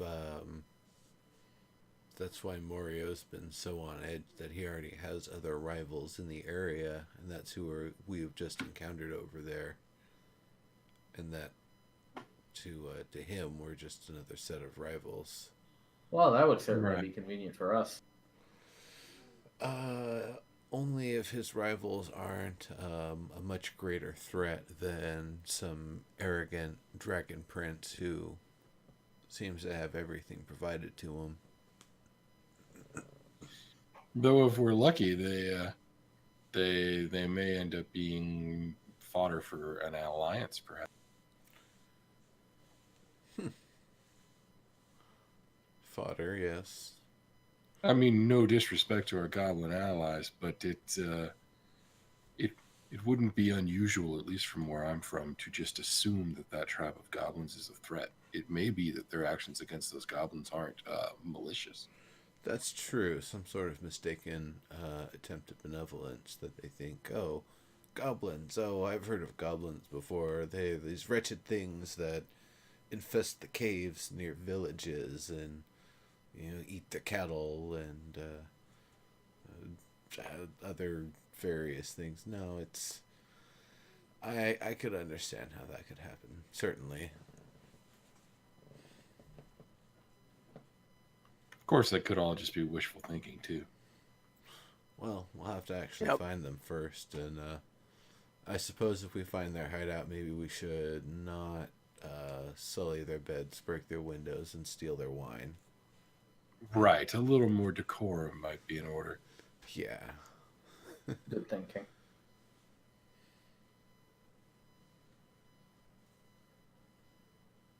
All right then. Shall we deliver your day's payment and experience? Indeed. Yeah, that sounds good. All right. Today everybody get 10 marks apiece. All right. And today everybody gets 100 XP each. All right. Nice. Naia and Mont'larin, then you're getting 5 and 5 from me. You cut out there. What was that? Oh, you, Naia and Mont'larin, you're both getting 5 and 5 from me. Oh, great. Thanks, man. Thank you.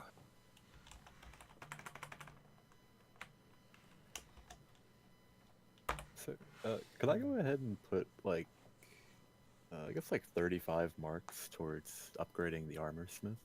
Hell yeah. Okay. See what we got. I want to ask Pontus a question. Okay.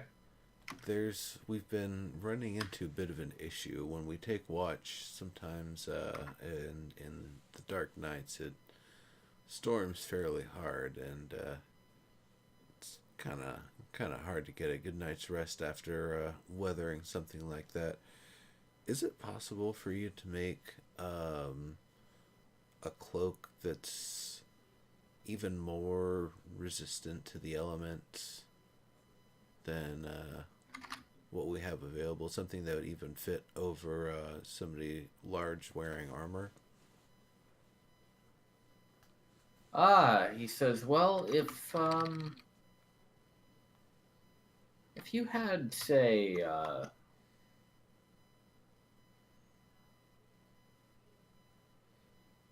Yeti fur, I know that to be quite cold resistant, or perhaps a cloak built out of the scales of a dragon of the cold. No offense, Naia.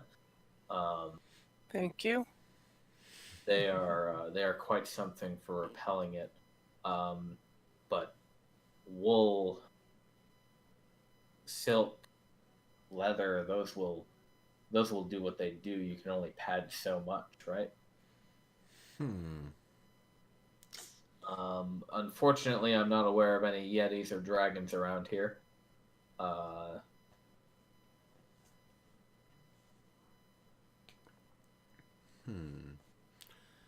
What?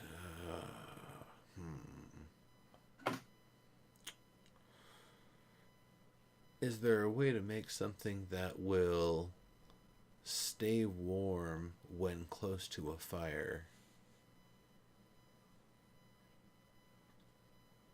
Like something to absorb. That's an interesting thought. If you could weave copper into it, for example.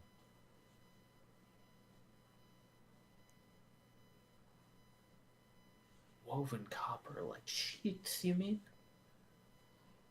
More like thread, I would imagine. I don't know. You're the expert.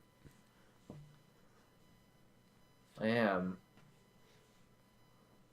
Hypothetically, I've seen in stories about a thread made of kind of like a metal hair. It was basically solid, almost like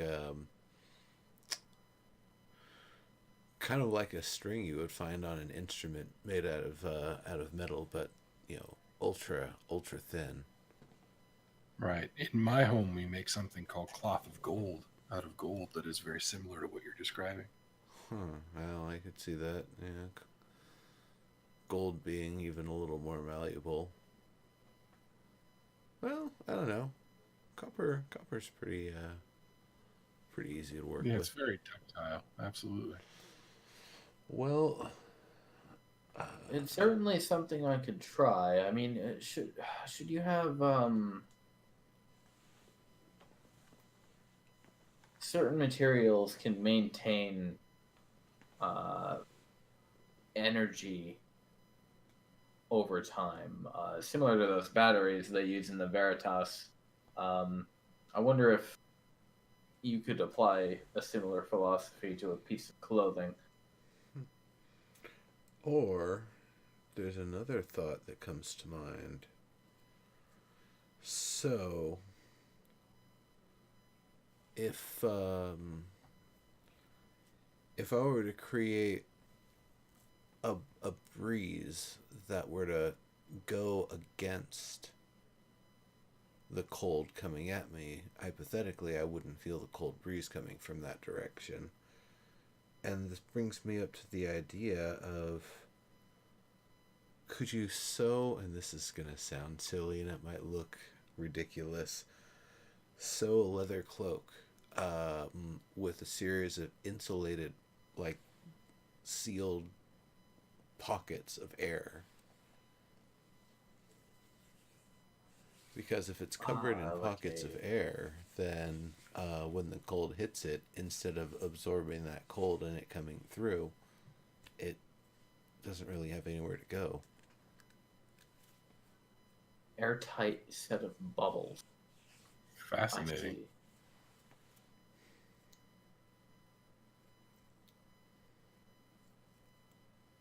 Well, I can certainly try. That seems like something within the tool set I have here right now. I'll give it a shot. Air pocket cloak, and if I'm able to put together something like that, I'll let you know. And if you'd like to test it out, be my guest. An air pocket coat. You know, the way that you say it, it also makes me think it might be useful for helping people get across rivers. True, something like that may float.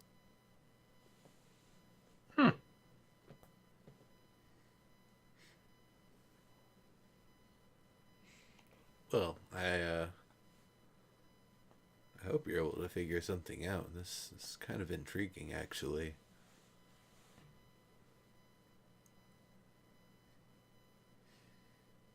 That's that's actually one of the first times in a while that I've used some of the more theoretical mathematics I learned back back when I was learning how to use magic to begin with. Ah, interesting. Fundamentals.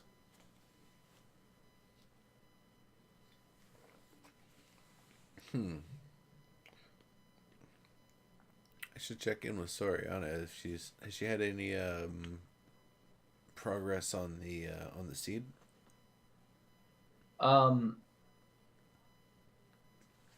She's basically got it in a situation where it's ready to plant. Should permission be granted. I don't know if we're 100% sure we want it to happen yet. There's been some discussion over maybe we can let grandmother do it first, see if that works out okay, and then if she can do it, because she'll have presumably better control over whatever the result is, then perhaps we could replicate that over here. Right. I mean, perhaps she can simply bless it in some way to make it loyal to our cause or loyal to whomever tends to it. If that turns out to be necessary, right? And it would be easier to bring the seed to her than to bring a entire flowering plant the size of a house. Well, of course. Yeah, we should definitely plan to do that soon.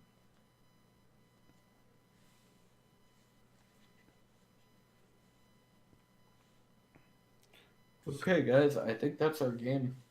Indeed. All right. Thanks for running it, man. Yeah. Yes, Thanks, thank sir. you for playing, everyone. Yeah. Guys. Had a good Next tidy time start. we'll Yeah. see what happens next time. Yeah. Oh, you said it was 100 experience? Yes, 100 XP each. Okie dokie.